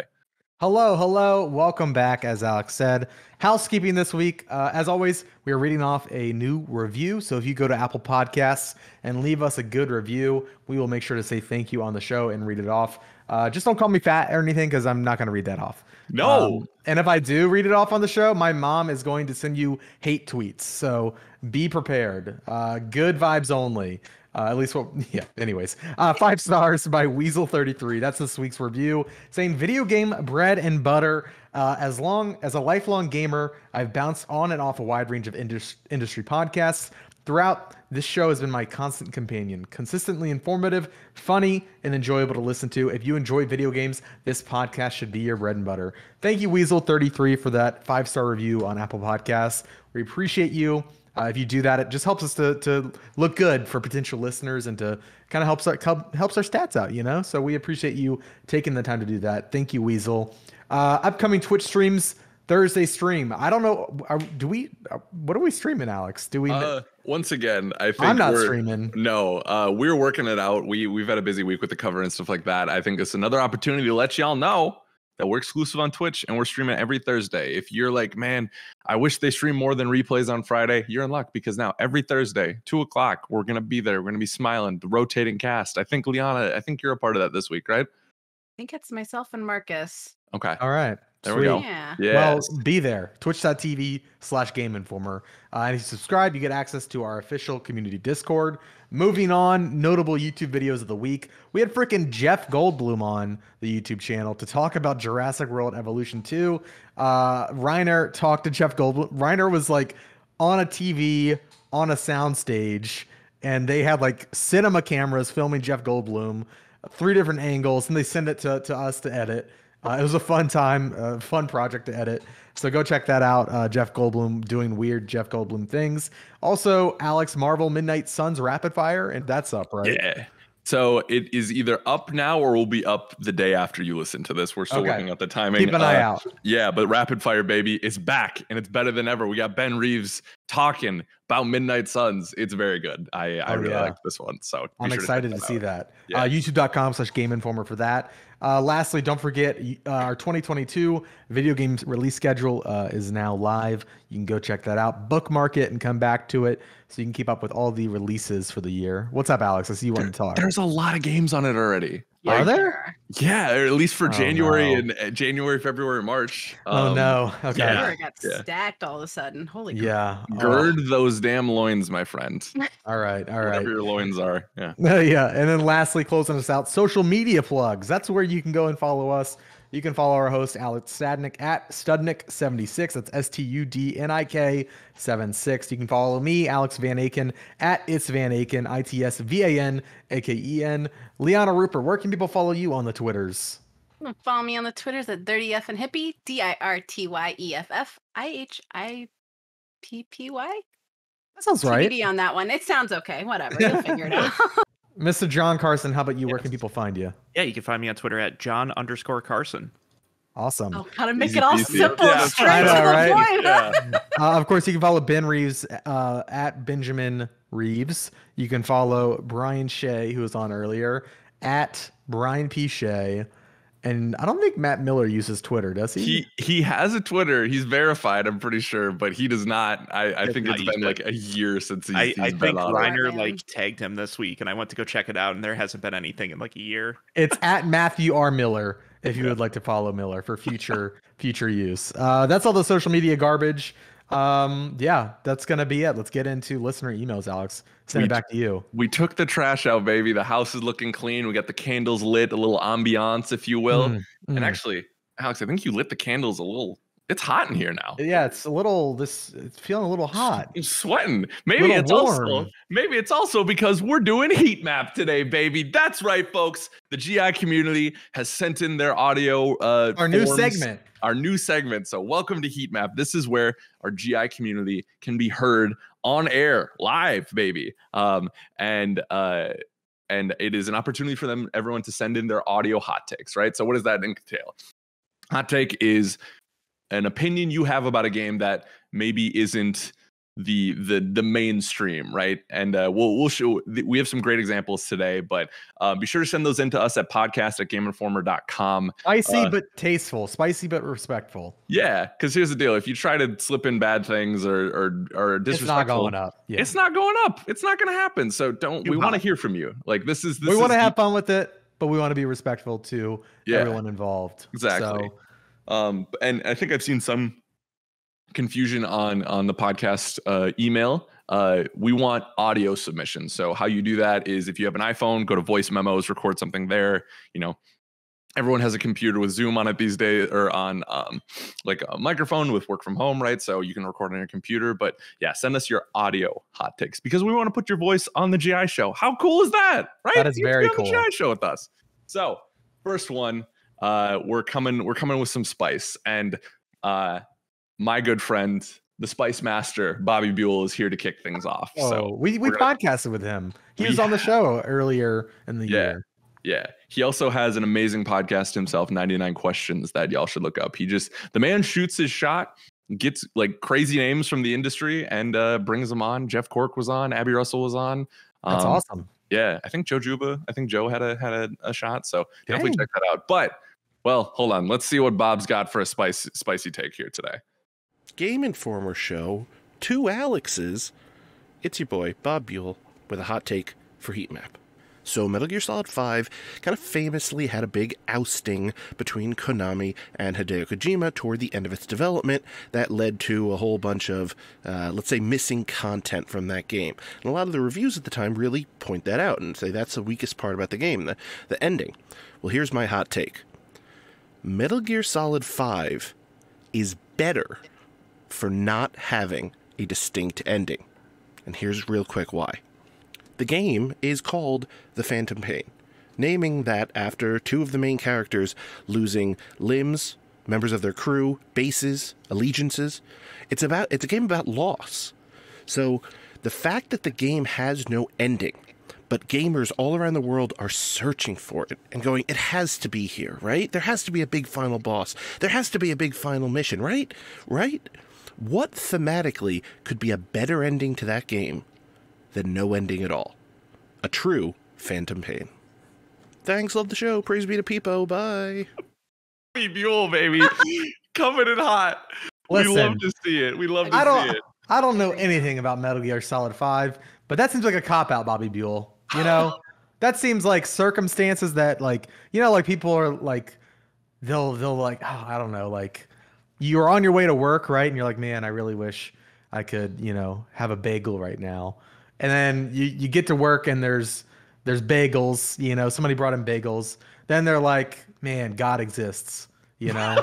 Like, I don't know. I'm trying to think of an anecdote on the fly. I don't know. No, that makes sense. That is We're gonna blow right past that one. I'm that person. God in a bagel, huh? That's how I found God, was in a bagel. I mean, same God though, was smoking a cigarette. except a sweet version of a bagel. It's a donut. Yeah, I don't know. I was trying to dismantle his. I'm not good at debating. Okay, I shouldn't be on this show. All right, I have nothing to say. You know. This is my favorite moment in Game Informer. It seems coincidental is all I'm saying. That's the point I'm trying to make. Here's my hot take. It does have an ending, and it's Metal Gear 1, 2, and 4, and that's the completion of the Metal Gear story. Oh, okay. So you're okay with how it's set up? Sure. I don't know. It's Metal Gear. It's whatever. It's, yeah. So I just wanted to stir the pot. No, I do like where he's coming from, though, and tying it in with the thematic nature of like Venom Snake losing. I think it's Venom Snake, punished Snake. Bro, I'm not a Metal Gear guy. I'm like, I'm just enjoying watching the process. Nano machines. Yeah, I like him tying in the theme of that with right. The whole situation with Kojima and Konami. Yeah, I don't know if that makes that game the better because it's missing its limb. Its narrative limbs. That's why I brought you on for that kind of heat, my friend. Liana, are you not a Metal Gear person? No, I like Metal Gear. I'm actually, but we all know I'm infamous for having bad opinions about literally everything. But like, I feel like the way they did it, yes, it's very obvious it's missing content. Everybody and their mother knows about the Kojima Konami split, but I feel like they could have played that off to be intentional, because that was very much the thought I had. In fact, when it came out, I purposely passed on the review because I was originally supposed to review it at the outlet I was working on at the time. Mm-hmm. And I heard everybody talking, and I was like, wow, I'm the only one that liked that it didn't really have an ending. I probably shouldn't review this because I don't feel like getting those emails in my inbox for once. And I passed. I liked it because for that reason, exactly. The philosophy intertwined in that entire game is about loss, and loss is not pretty. Loss does not tie up with a pretty, convenient little bow. Loss is messy. It is inconvenient, as was Metal Gear Solid 5. I think I appreciate Mr. Buell's. He's a deep thinker, and he's put some thought into this. So I think much like me. Right, much like you, finding our Lord and Savior finding God in a bagel. I would read that audiobook or listen to that audiobook. I don't know. Yeah, it's my memoir actually. Yeah, that's the title. I would read that. So I don't know. Should we rate these on a Scoville? level, right? Yeah. Was that ghost pepper, right? Let me look at a Scoville chart real quick. Okay. Or are we eating Buffalo Wild Wings here? Like, you know, I think. Okay, hit me. I'm looking on the fly at the Scoville scale. This is from Wikipedia. So we've got at 15 million Scovilles. That's pure capsaicin. Okay. Then we've got at 0. That's bell pepper. We can do jalapeno. That's 2,500 Scovilles, or we can go up to chocolate habanero. That's 425,000. So there's a range. So between 0 and 15 million. How about this? Only that? 0 and 2 million. 2 million is pepper spray. Okay. Or should we just do edible? Carolina Reaper's 1.4 million. Let's do that. Let's keep it edible. So between bell pepper and Carolina Reaper, where does this spicy take land? I'm gonna say, go for it, John. Oh, I was gonna say, I think it just lands in like the spicy territory. Okay. It's a spicy take. I don't think it's like off the charts hot. It's so not maybe gonna, like a cayenne burn on my or tongue. Scoville. It's a banana pepper. It's like a sriracha. It's a little spicy, but nothing you can't handle. Okay, I'm looking. The Scoville chart doesn't have It is- that. How about it is a Thai pepper? flavorful, It is A Thai chili flavorful pepper. and spicy. It's safe for white people, yeah. So we're gonna do a Thai chili pepper on the Scoville scale. That is 50,000 Scoville. Okay. units. Okay. All right, Bob. You're starting it off, baby. All right. We got it. All right. We promise we'll have a more unified rating scale. I literally just came up with that on the fly. So there we go. The first of many. So next one, we are going to talk about gaming subscription services. And this one comes from Kyle Silva. So let's take a listen. Hot take, guys. Apple Arcade is the best subscription service. Sorry PS Now, sorry Xbox Game Pass, but Apple Arcade has you guys beat. Games come out on a weekly basis, all sorts of games, new Castlevania games coming out, highly addictive mobile games are on there. We're talking like the real good ones with no microtransactions. They just feel really good to play, almost like playing on a new portable system. You got highly addictive games on your phone like Grindstone and my favorite, Card of Darkness. As well as indie games you would regularly find on your consoles, like Sayonara Wild Hearts, The Pathless, and LEGO Builder's Journey. Almost all of the games are compatible with DualShock, DualSense, and Xbox controllers, and it's got a ton of value for only $5 a month. Right now it has almost 200 games, and it's a growing library. I would highly recommend everyone to check out the Apple Arcade library if they have an Apple device. Thank you so much, Alex and Alex. Have a good one. A good one as well, Kyle. Okay, so Apple Arcade, right? We always talk about Game Pass, right? We always talk about what PlayStation's got or lack thereof. But Apple Arcade does have a swanky little deal that I know I forget about. I don't know. I wish Miller could have been on for this because I know he's a huge Apple Arcade fan. But Kyle's bringing some heat here. There's a lot of good games on it, like Grindstone, like he talked about. Oh, I played it on Switch, but I love Grindstone, and that was included in that service. So I've played a lot of Apple Arcade games. There's some good stuff on there. Many Motorways. Is it Fantasian in there? I haven't played that, but that is on there. People like that. Soccer RPG, like people seem to enjoy it. Final Fantasy has a 2-part game on there. My problem with this hot take is if Kyle would have just said Apple Arcade is the most underrated subscription service in gaming, then maybe I would agree with him. But Kyle said Apple Arcade is the best subscription service in gaming, and that is simply not true, my friend. Xbox Game Pass gives you so much value for I don't even know how much a month, but it's worth it, you know. $9.99. $9.99, see? And you can play freaking Destiny 2 on there. You can play Outer Wilds. You can play all of the first-party Xbox games that come to Game Pass. You're telling me I'm not gonna pit games against each other. But you telling me this iOS, this thing right here? You're telling me this freaking iPhone is better than my Xbox? Forget about it. Josie in here. Josie, listen. Yeah, you don't know nothing. Pizza You don't pie. know nothing. Yeah, gabagool. Your wording your wording is the sword that you will die by, Kyle. Oh, And can we rate his response as a spiciness? Because like I feel like that's a ghost pepper. Yeah, Alex is coming with the heat today. Liana, how about you? Yeah, I gotta agree with AVA on this one though. The wording, because immediately that turned me off because I was like, man, Game Pass, that's a really, especially as a fan of like the older Bethesda games, it's hard from a financially accessible place and what they do with that, and the fact that Xbox does so well with other accessibility too, and then a lot of those games are programmed to work with the adaptive controller. There's so much that it's doing, and it has done so much to bring Xbox back as a like worthy competitor in the gaming space. And I don't like to see people lose. I love to see people win. I love seeing gamers win.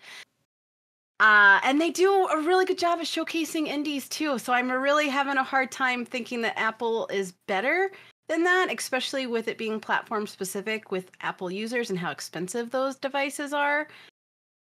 But I will say the Apple Arcade is very underrated. It is a very good subscription service that I enjoy a lot. So it's worth checking out. I just don't think it's better. John, how about you? Yeah, I kind of disagree with how you guys are handling this hot take. It's hot because he says that it's the best. It's not hot because he's thinking it's underrated. So I'd say for hot takes, go bold.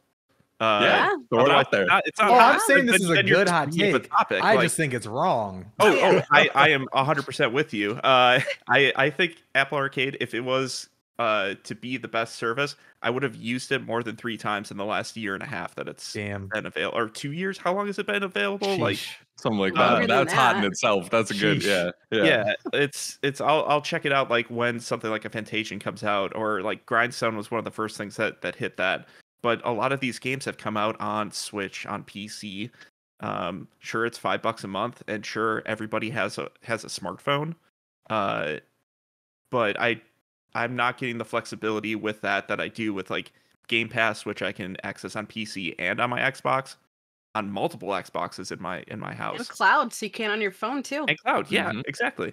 I think actually like Humble Monthly is probably a better subscription than Apple Arcade. Interesting. Because I'm getting diverse games, I'm getting indie games that I'm not normally going to look at, and I'm getting 12 of them a month, and sometimes big games that I might have missed. So yeah, I agree with all of that. Game Pass is king, but I do agree with John. I think Kyle gave one hell of a spicy take, and I do think this isn't us crapping on Apple Arcade. I think it is absolutely the most underrated because of what's there, because of the price. And Alex, you've talked about them. There's controllers now that you can put onto the side of your. It's actually in my living room because I was playing Game Pass games on my iPhone recently. And yeah, you can get like a the Razer Kishi. I've got the Backbone one. The Backbone, that's what I was thinking of. Yeah. So there's some good controller options now, because I really feel like Apple Arcade struggles with the wrong connotation of mobile gaming is just free to play microtransaction garbage, when in actuality Apple Arcade is the opposite. There's great devs using the service and creating really interesting stuff.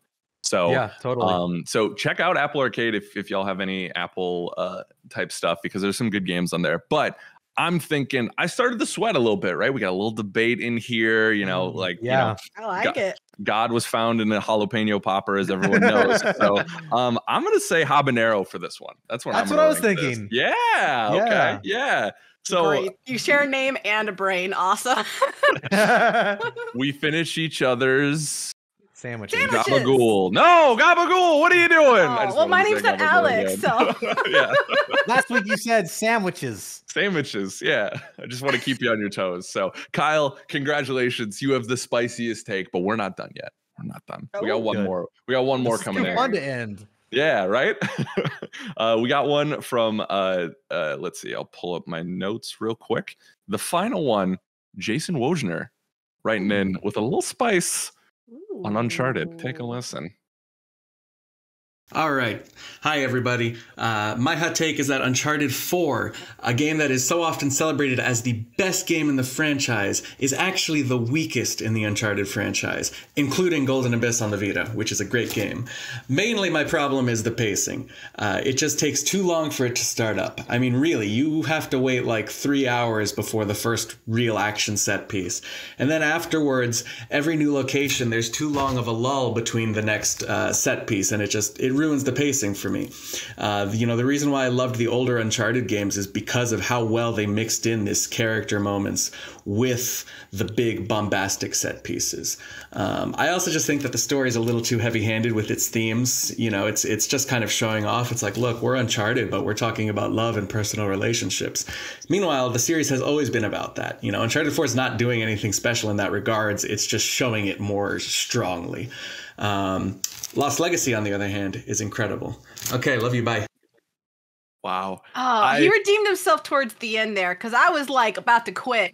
I was gonna say, for our audio listeners, my goodness, you should have seen the steam boiling out of AVA over there and Liana, the pure shock, and that's what hot heat map's all about, baby. So dang. Liana, I was worried your head was gonna explode. What do we think of our hot take here? Thanks for sending that in, by the way. Combustion was subsided a little bit with the ending because Lost Legacy was baller status. So yes, man, your opinion.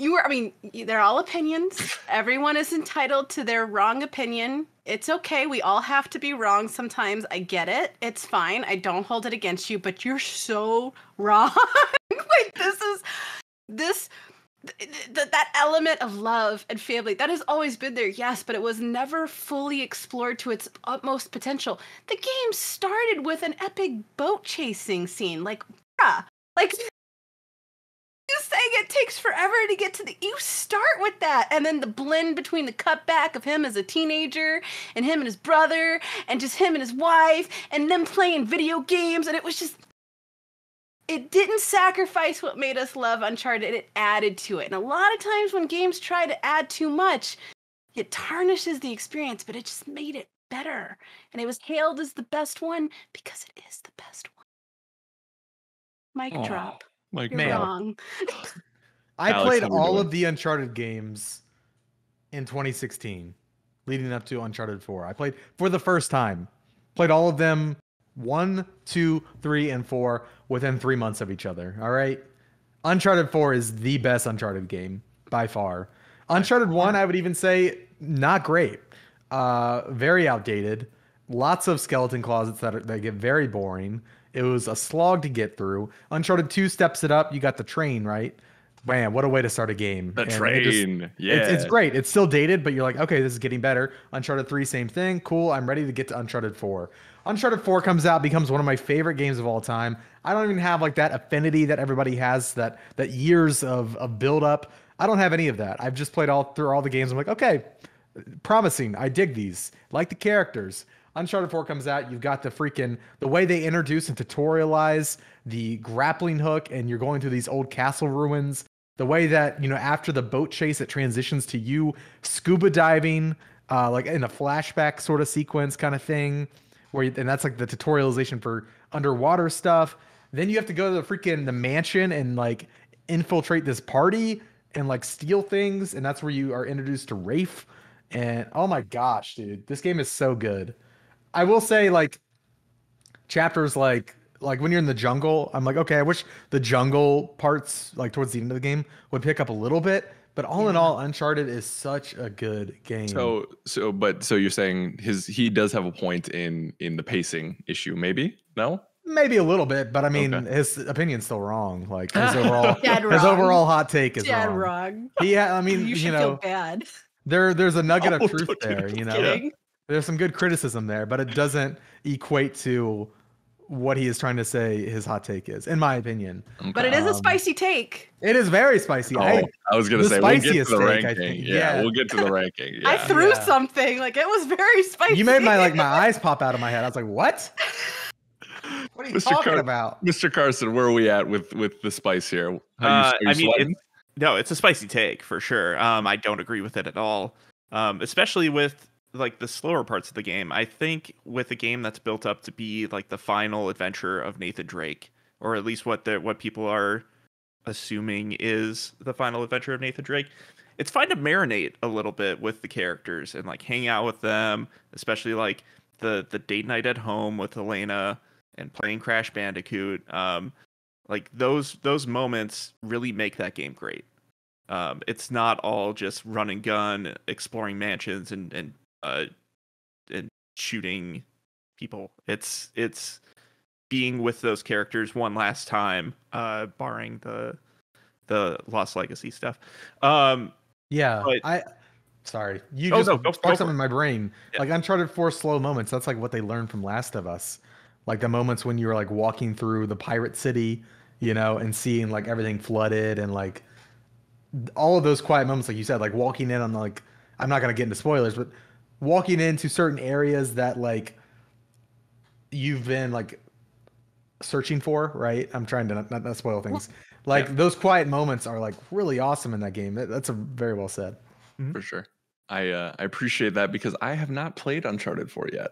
I am up to 2. I've beat 1 and 2. 2 is my favorite so far, so for what it's worth. So you know what? I don't know. Just play I don't know Uncharted what 4, I'm gonna Alex. do. Yeah. Just play Uncharted 4. I gotta play 3. I gotta get there, but I mean, you don't gotta. Undisputed best Uncharted. So I'm with Jason. Uncharted 2, best Uncharted game for now. put a big old asterisk on it. There you go. So I promise this every time we do this, it won't be us just completely dunking on you. But you know, it won't. You're the ones who sent in the takes. So there you go. That's the spirit of it. It's all in love. It's all in love. Yeah. That's how we all talk to each other too. So all it does is mean that you're our friends. You're wrong. We dunked on you because we love Wrong, you. you stupid. Yeah. No, Hey, forget about it. I'm kidding. Yeah. No, thank you for this. This is a fun section. I like this. Yeah. Thank you, Jason, Bobby, and Kyle. But we got to rank it. I was sweating personally. Yeah. I'm thinking Ghost Pepper. Yeah. I'm thinking Ghost Pepper. Yeah. The hottest of the day for sure. Yeah. Hottest of the week. Any other John thoughts? No, that's definitely Ghost Pepper worthy. And I'm looking forward to seeing or hearing from the community what kind of wild stuff that they're gonna bring to you guys. Because if this is like the first round of it, and I think people are just gonna bring some ridiculous shit. So yeah. And to be clear, I want you to believe it, right? I don't want lies on this show. I want you to believe your hot take. Yeah, the reason they're good is because you believe Dragon them. Age ones. Let's do this. Oh baby, there we go. We will save those for you. Yeah. So, and I know we have some. I have some more in the hopper. That one is specifically for Dan Tack. I think you can imagine what that'll be. So that wraps up Heat Map for the day. Thank you so much to everyone who sent in their stuff. Please keep sending them in. Like I said, audio, MP3 files, whatever it takes, you know, M4A, whatever it comes out to, but send it, podcastgameinformer.com. This was really fun and I want to keep doing it. So now I know what y'all thinking. Let's get back to community emails, right? Let's get to the written word. That's why we're here. Yeah, we got some good ones this week. So starting off, we have a bit of royalty writing in, if you will. Well, actually, I don't know if they ever get to the royalty status, but Gannon from Hyrule. Big fan of the show, apparently. Hey, Gannon, stop being mean to the people of Hyrule. But they write in and said, basically, I was wondering what TV show, movie, book, etc. you would like to see be brought to a video game, and how would the game play? Their example is they want a proper Avatar Last Airbender game, which I wholeheartedly agree with, and I'm with you on that. But let's see. I don't think it would be necessary to have any of the main cast of the show involved in the game. You pick your type of bending and grow into a powerful bender as the game progresses. I love that idea. I've been marinating on something similar, I will say. So I don't know who wants to go first on this, but what do y'all want as like your favorite piece of literature or movie, whatever it is, like, you know, what do you want made into a game? Alex, do you want to start, or does anyone have one they want to start with? John wants to start. Yeah, John wants to start. Yeah, you know what? This actually existed, I think, on the Game Boy Advance, but I want a real version of it. I want a fighting game version of Yu Yu Hakusho. I think the cast of characters is great. Everyone has a cool range of powers. It's all about, I mean, there's tournaments throughout it, so you can kind of leverage that whole story gimmick to make it work. I think the Game Boy Advance one was called Dark Tournament, which is based on the second arc, I think. But yeah, that's an anime that's near and dear to my heart, and I would love to see it done justice in the 2000s. Like, I think it's easily forgotten these days with your Dragon Balls and your Narutos and your One Pieces. But I think that's a fundamental part of American anime culture, with like early Toonami stuff. And I would like to see a resurgence of it, maybe in a video game. So. Okay, cool. Wait. Liana, how about you? I want to see. This is something that I've been planning to write forever. So I guess this is considered a teaser of that, because eventually that's going to get written. But I've recently gotten a huge kick of Annapurna's published games. I'm super late to the party, but holy crap, am I impressed. One of my favorite movies growing up, and I think that was actually like why I dyed my hair like crazy colors as a kid too, before it was cool to dye your hair. Ghost World. I would love to see Annapurna. I don't know if you guys remember, this was Scarlett Johansson and Thora Birch from like the 90s. Oh, okay. Cool World, which is It was very much like like MTV's Daria in live action, pretty much is the best way I can describe it. I would love to see Annapurna do some kind of a stylization of that in the art styles that some of their games have been out of already. I wouldn't want it to be like Last Stop. I think that wouldn't fit, but really vibrant colors, neons and pastels, and the soundtrack would be killer. And just having it be like just a narrative. I mean, not necessarily, it doesn't have to be like a visual novel restricted game, but something along those lines. So it's very much like it's a narrative driven game. It's not so much about action or anything, because the movie wasn't about action, but I think that would be really cool to see that brought into a new generation via a video game. I think Annapurna could do a really good job with that. Annapurna very rarely misses, so I think that'd be an interesting combo. So, Mr. Van Aken, how about you? Yeah, don't think too deeply on this, because I've just assembled the idea in the last 5 minutes. But I think my wife and I love reality television, particularly the Bachelor series and Bachelorette, and those shows are renowned for not necessarily being scripted, but the producers of those shows behind the scenes facilitate things to happen so that drama appears in front of the camera, right? Mm-hmm. And to the point where a lot of the contestants, they don't know specifically what the producers, are cooking up, right? One of the funniest like catchphrases that Bachelor Nation knows about is like, the devil works hard, but the Bachelor producers work harder.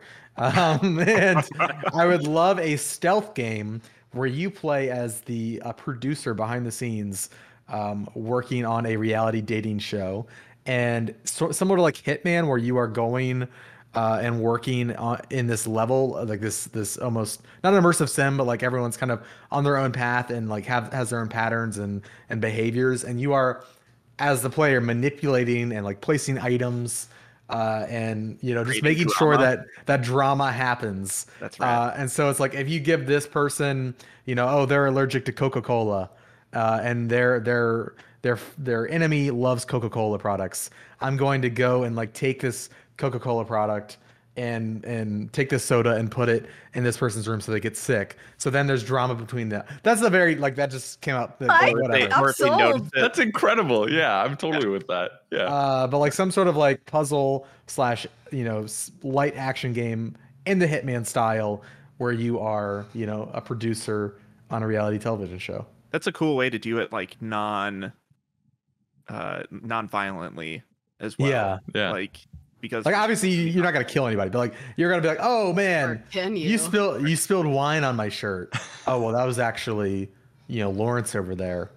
Be mad at him, stuff like that, or why like is their shirt in your bedroom. Yeah, or if like there's a love triangle going on, you draft up a fake letter to somebody from another person so that it like influences the love triangle to go this direction.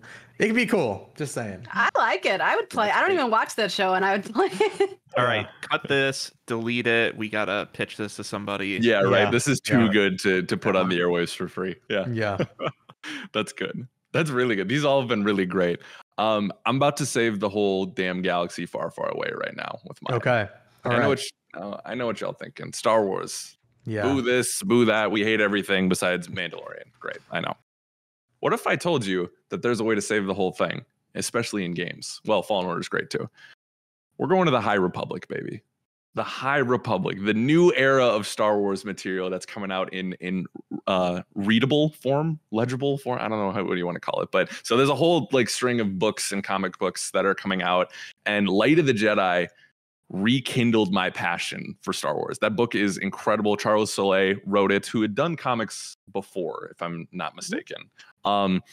And I want a game featuring Avar Kriss, who is the one of the main characters, and Ezra Mann, I think, if I'm remembering his name, Elzar Mann, excuse me.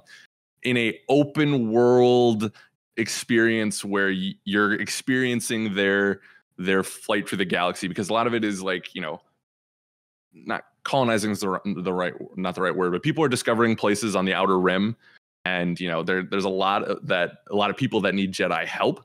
And I think it could be really interesting. You could meld the what's so great about Naughty Dog games and those interactions there, because these two characters are very, without spoiling things, there's definite history there. There's a connection there that I think could be really interesting. You could get away from the Skywalker stuff while also being familiar with Jedis and whatnot. And I would love an open world game where you hop from planet to planet, you help people on different outer rim settlements and start to create the High Republic. And I think that could be really, really cool.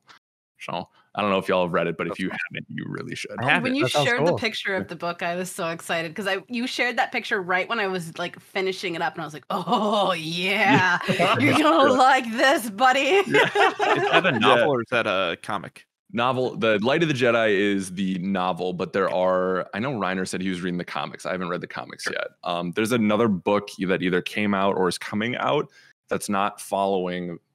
It's tied to Light of the Jedi, but it's focused on another aspect of the High Republic around this time. So they're definitely building this as a thing, and I think this era has a lot of amazing potential that I'm very, very excited about. So there you go. Disney, if you're listening, I was going to say we're giving away all our good ideas, but you know, if you need a producer, if you need me to edit the trailer, I probably can't because I work for Game Informer, but I'll find you someone else. So good stuff, everyone. Moving on to, and thanks for the question. We appreciate that. Moving on to the next one. This is a really good week of community emails. So this is from John from Tampa, Florida. Shout out to John. Is 2022 going to become one of the most historic, epic years for games? We're getting 3 historically proven studios creating 3 games, Game of the Year competitors for each major console. God of War Ragnarok, Starfield, and Breath of the Wild 2. Not to mention several other games dated for 2022 now with Forza, or excuse me, wrong Horizon. Horizon Forbidden West, Elden Ring, Stalker 2, Redfall, and countless others. Do you think the pandemic-adjusted timelines and delays caused us to catch up and pack this year instead of spreading them out over time? Is this just a coincidence? And is this the sweet spot in the console life cycle? Like every generation, interested to hear your thoughts. And of course, gush over these games. Keep up the great work. So I think the answer is pretty easy in that, is this a COVID thing, right? And a lot of these games we've talked about are delayed because of the pandemic. We don't know when they would have hit. Before pre-pandemic, we can't say that, but I think that's why we're going to see a lot of glut of these games. I don't know. Do y'all agree with that? This is pretty standard with the cycle, though. Like when he was listening to the email, not that anything he said was inaccurate by any stretch, but I've worked in this industry for 18 years. I've been covering games professionally for over 18 years, and every gaming generational cycle, we have the same conversation every time. Every time the year post-launch, that's the most historic time in gaming. And we're not even fully into the new generation yet because there's so many people that can't get a PlayStation or an Xbox. Yeah. So I think, too, that delay is good because had everything gone according to plan, and especially for those titles that are only going to be for this generation, not that that really matters with like backwards compatibility and things like that, but still, like with those kind of restrictions, I think that it would have been shooting themselves in the foot. I yes, COVID plays a part, but I don't think COVID's is the biggest driver. I think we are kind of in that sweet spot of the generational launch. scalpers are pushing it back a little bit, but also the scalpers were on a rise too because of COVID also. So like, you know, it kind of all ties in, but I am really excited. I am trying to temper myself. Well, here's the thing: is people like to accuse me of being overly excited. The thing is why I enjoy so much is I have no expectations in real life. I'm a very easy person to please because I don't expect anything. I don't think anything's tailored for me, so I don't go in with a sense of, well, I wanted this. Not that there's anything wrong. Have expectations, that's good. But I'm a really easy person to please. However, I felt really burned. You guys remember how excited I was for Cyberpunk. Everything I saw previously to Cyberpunk had me really excited. I felt very burned by that. And I know a lot of other journalists did because what we were shown and what actually happened, it's two very different things. So I'm just trying to temper my excitement there, even though these are very notable studios. I'm just trying to keep my expectations pretty low. I am really excited for Elden Ring, though, and I'm really excited for the new God of War. That's such a great team over there. And they've grown so much. Like, Cory Barlog and them have used this past year very wisely. They've grown their team exponentially with people from very talented backgrounds. And the way the first one ended, I was just like, oh, okay, let's see what's going on next. Let's go. Yep. So I'm really excited. I don't necessarily think I would put as much weight into COVID as maybe a lot of people, but that's just because of generational thing. For sure. But I could be wrong. I think that's a really good way to look at that. I think going back to the question of will it be a historically epic year, and as Liana outlined, you know, sometimes games don't turn out, which sucks. You know, that's a crappy feeling for everyone involved, the devs, the fans, and whatnot. I think on paper, though, I have never been more excited to be a part of this industry. This is like 2007 levels of like names, and for real. Like 2017. If everything does hit, no, like 2007, like Modern Warfare 4, or sorry, Call of Duty 4, Modern Warfare, Halo 3, Bioshock, Super Mario Galaxy, that whole like summer, fall, it's insane. And if everything does hit, if all these are like great, like that is going head to head with some of those big years. 2010 started out with like Darksiders, Bayonetta, Mass Effect 2, and that was the first month. Like they're just throwing heaters every single month, and I think 2022 has the potential to be that. And yeah, it was caused by delays due to COVID, and by probably other factors as well. Just games just might not have been ready no matter what. But I think that we have a lot to look forward to, and it'll be interesting to see how it plays out. And I'm also excited to see what we don't know about yet. Yeah, that's a good call out.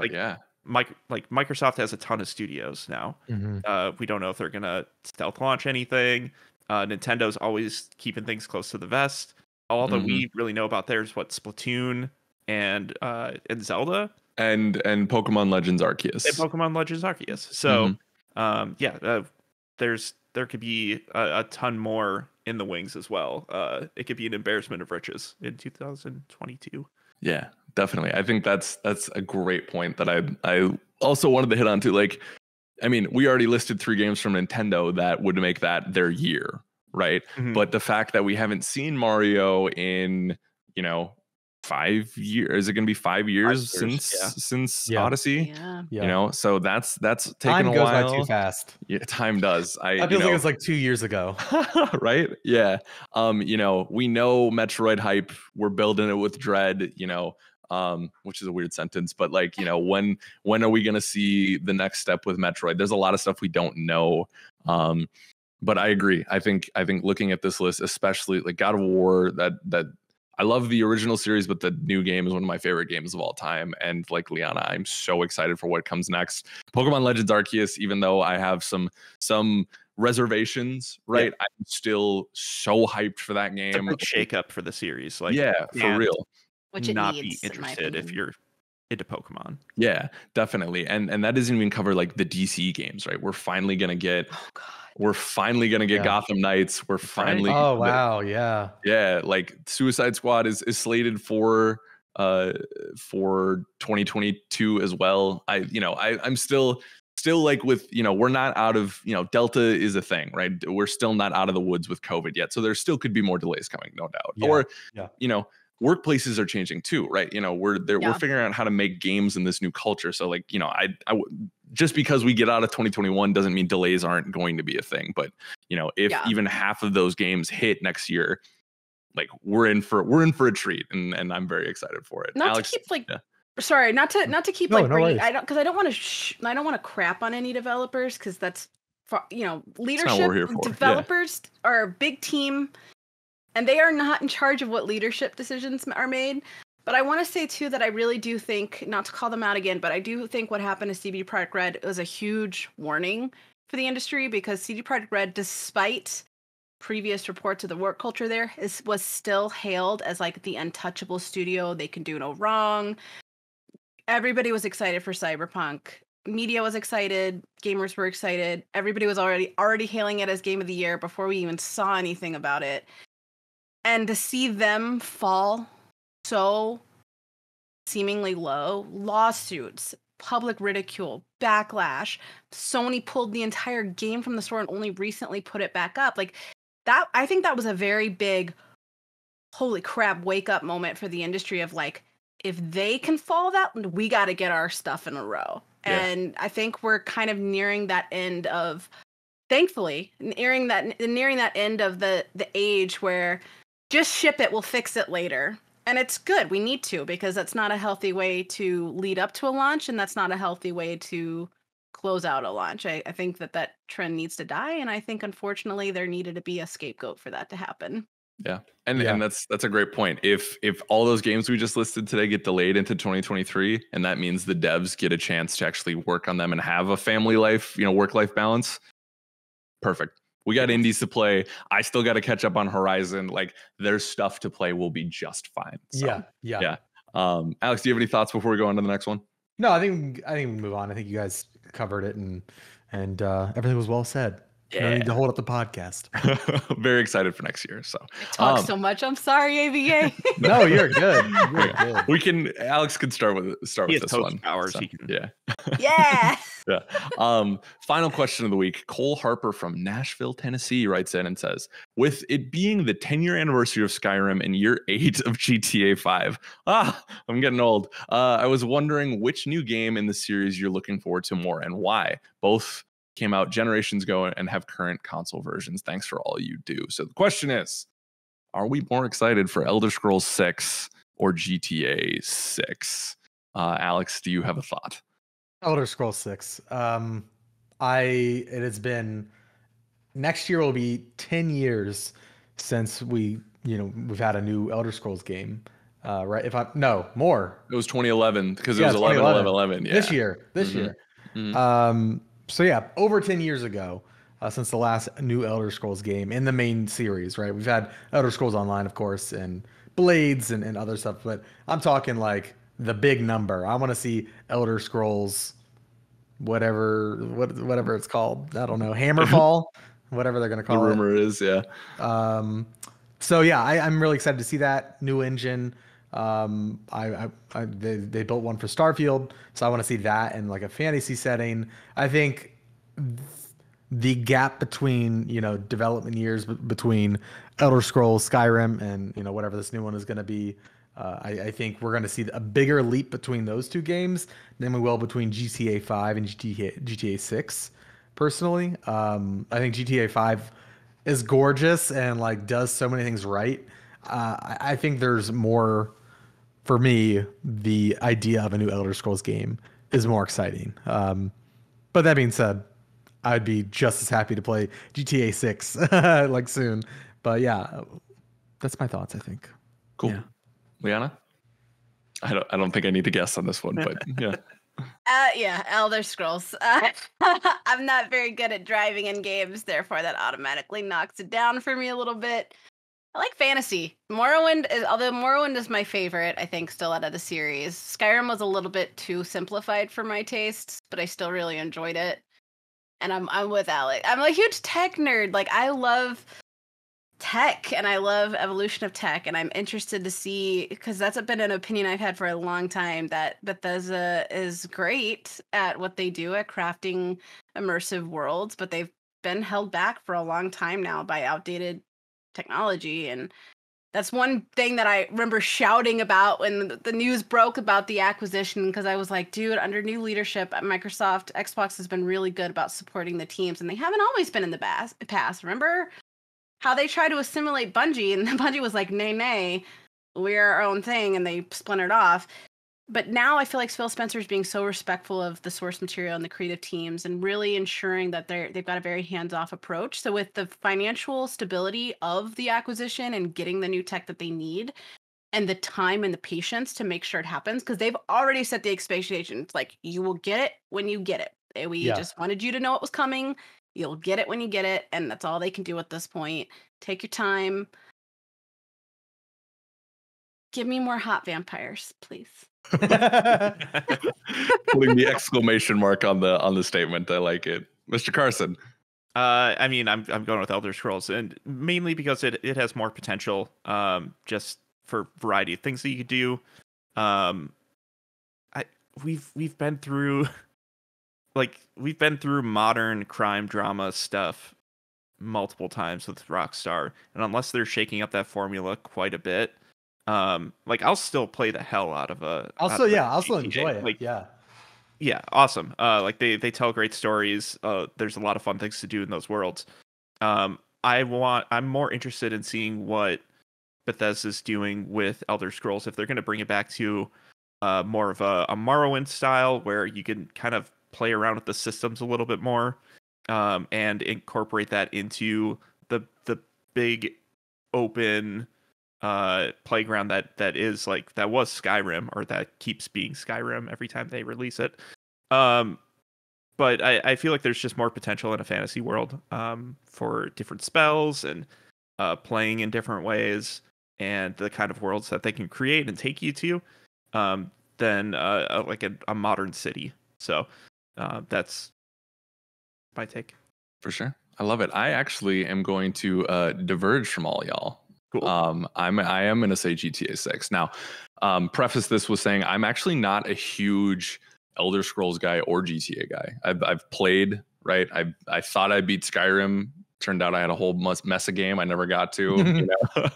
I'd never beat GTA 4. I haven't beat a GTA either. So these games, I understand this cultural significance, and I've enjoyed my time with them, but I'm not like foaming at the mouth to get them. That being said, it feels like Rockstar with Red Dead Redemption 2 honed in on a storytelling craft that I would argue is almost unmatched with the evolution of Arthur Morgan. And I'm very curious to see how they take those learnings and develop new in-depth characters in what will be a more modern city. There's some rumors on what it's going to be, what era it's going to be, right? But, and maybe it's because I'm watching The Sopranos right now. But I would love to see the depth of a Tony Soprano, of a Carmela, and of an Arthur Morgan, right? And in a next gen engine that is going to blow us away. Hopefully, if you still look at Red Dead 2, that game's 2 years old now, right?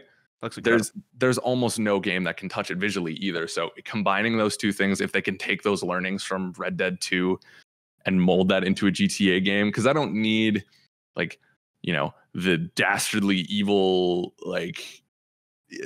gangsters for the sake of being evil gangsters, right? I want people who are conflicted and thinking about their actions and in this modern world that they live in. Yeah, exactly. And like I said, I think Arthur Morgan is one of the best examples of of that kind of character and that kind of growth and that subtlety. Yeah, exactly. And putting that into a city where I can fly planes around and still just, have a ball, I think is very enticing to me. So I'm gonna say GTA for this one. That's a good pick. Yeah. Yeah. So I like it. Woo! Sheesh, as the kids say. We did it. That's a podcast episode, folks, and a damn good one at that. Thank y'all so much for listening. Once again, y'all have been amazing with the feedback. Keep it coming, please. This is a week-to-week thing. We're just getting better. We're just getting started. The big man swag era is here. It's upon us. And we're just going to keep growing, baby. I'm hungry. So, Alex, John, Liana, thank you so much for joining me, and Shay and Reeves and Miller. You know, if you're listening this deep in, so be sure to like, share, and subscribe. Be sure to check out the magazine. We just we're doing all the awesome cover stuff on Midnight Suns, and you know, there's a lot of good stuff coming that way. So thanks. Be good to one another. We'll see you next time.